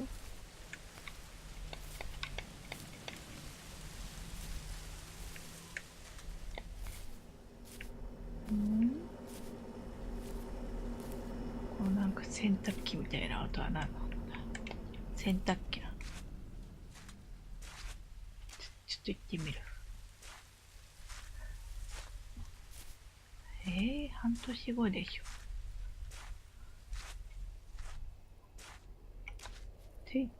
ジャンプできる。あ、走れる。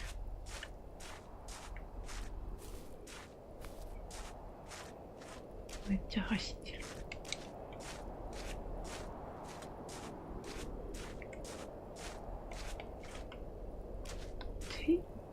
あれ、ていてい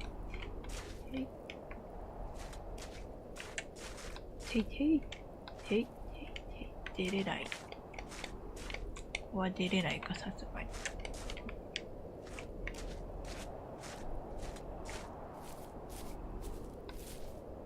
よし。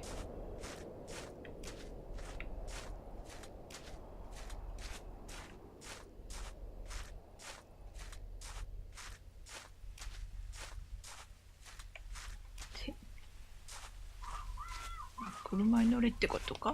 どういうことだろうね。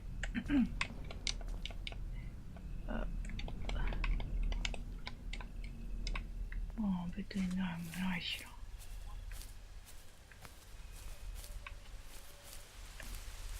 こっち？うん。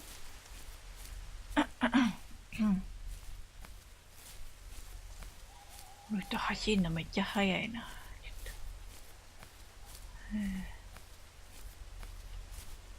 お、ホタルがいっぱいおります。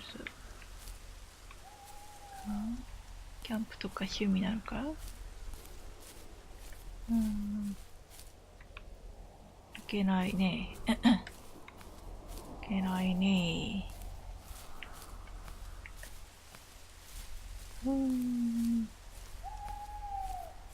なんか泣いてるね。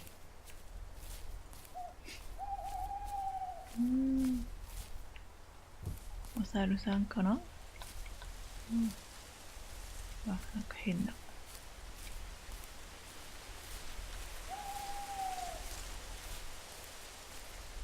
ここ来た。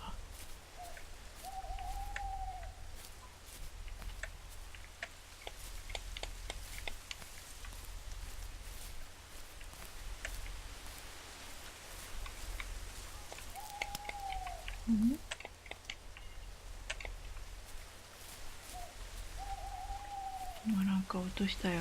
めっちゃ落とした。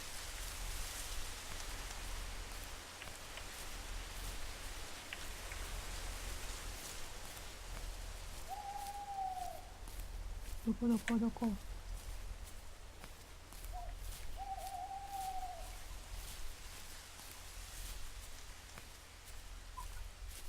なんだろうね。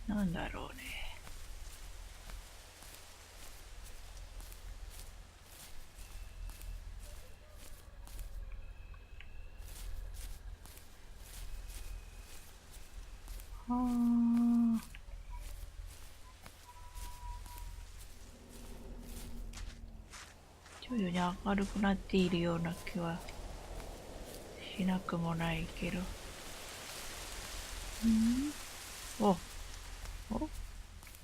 なんですか、さっきありましたっけ、これ。めっちゃ荷物が。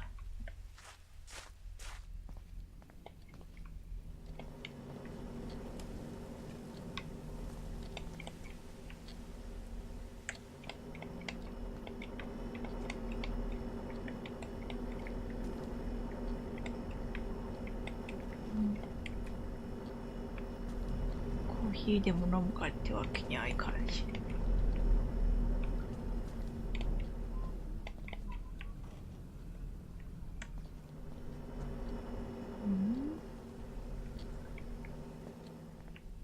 回寝る？あ、奥さん寝てるやん。あ、めっちゃ寝てんな。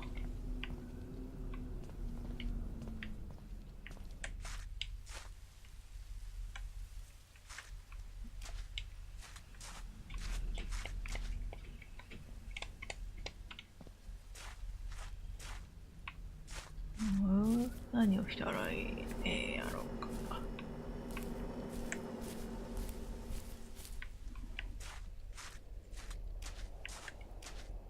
へい。へい。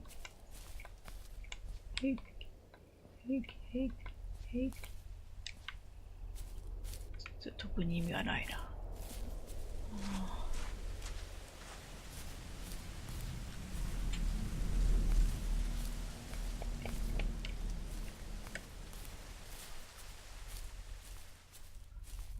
あともうちょっとで2時間が経ってしまいますね。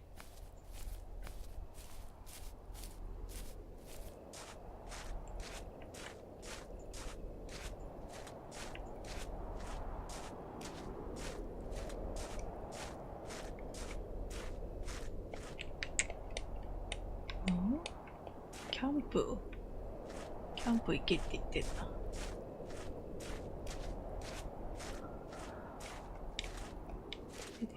こ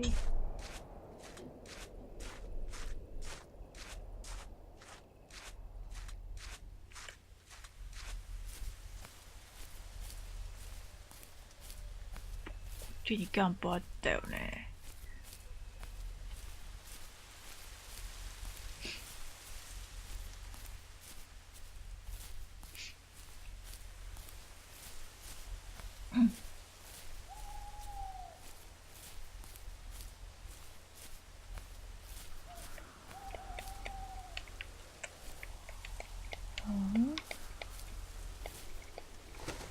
入った。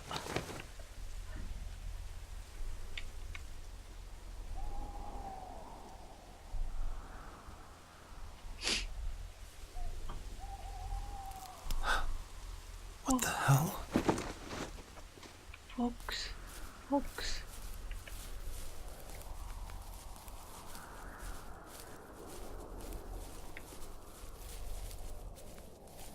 待ってくれー。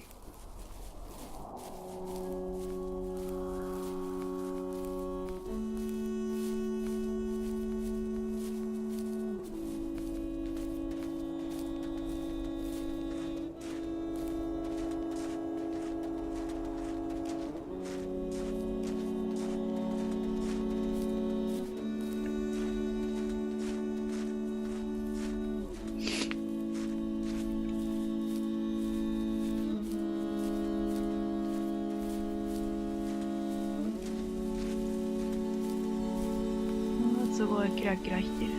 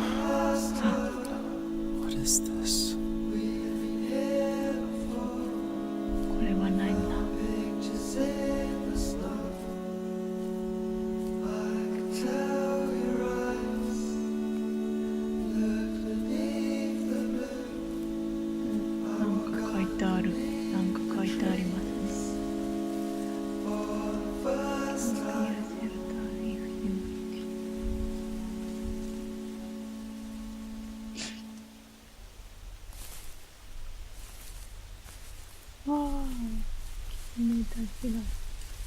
フォックスたちが。かわいい。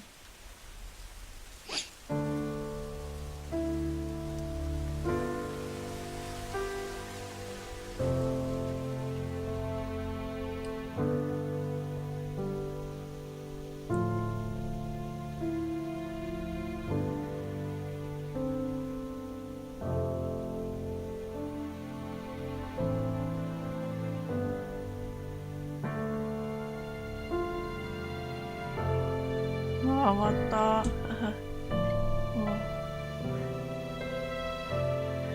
いやー、ちょっと英語でね、ちょっと、あれが、翻訳がなかったんで、あれなんで、ちょっとあまりストーリーがわからなかったんですけど、まあ、小狐ちゃんたちがね、死んじゃった、マギツネちゃん、冒険して、ね、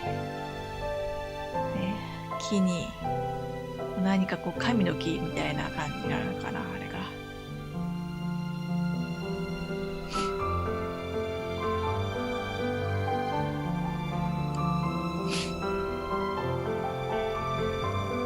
いや、何より音楽と映像がとても綺麗。本当にこの胸を締め付けられる、なんか切なくなるようなね、音楽。唐突に終わる。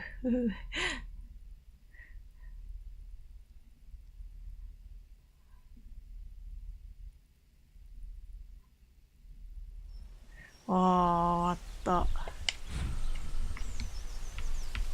続けるとかあるけど、違うんだ。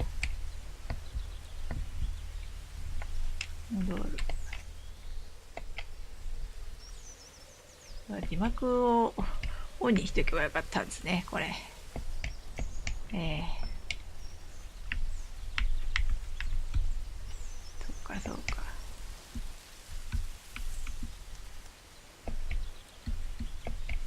全然あれしなかったから分かりませんでしたけど、ちょっともう一回ね、じゃあストップして、はい。ね、一応2時間以内にクリアができましたね。いやー、ほら、このなんかもうオープニングのこの映像だけで超綺麗。じゃあそんな感じで、無事 RTA クリアができましたので、The First Tree ね。これはちゃんとなんか字幕とかね、説明見ながらやった方がいいですね。はい。ちょっともう一回チャレンジしてみようと思います。はい。じゃあ今日はありがとうございました。はい。Thank you. Bye bye. See you again.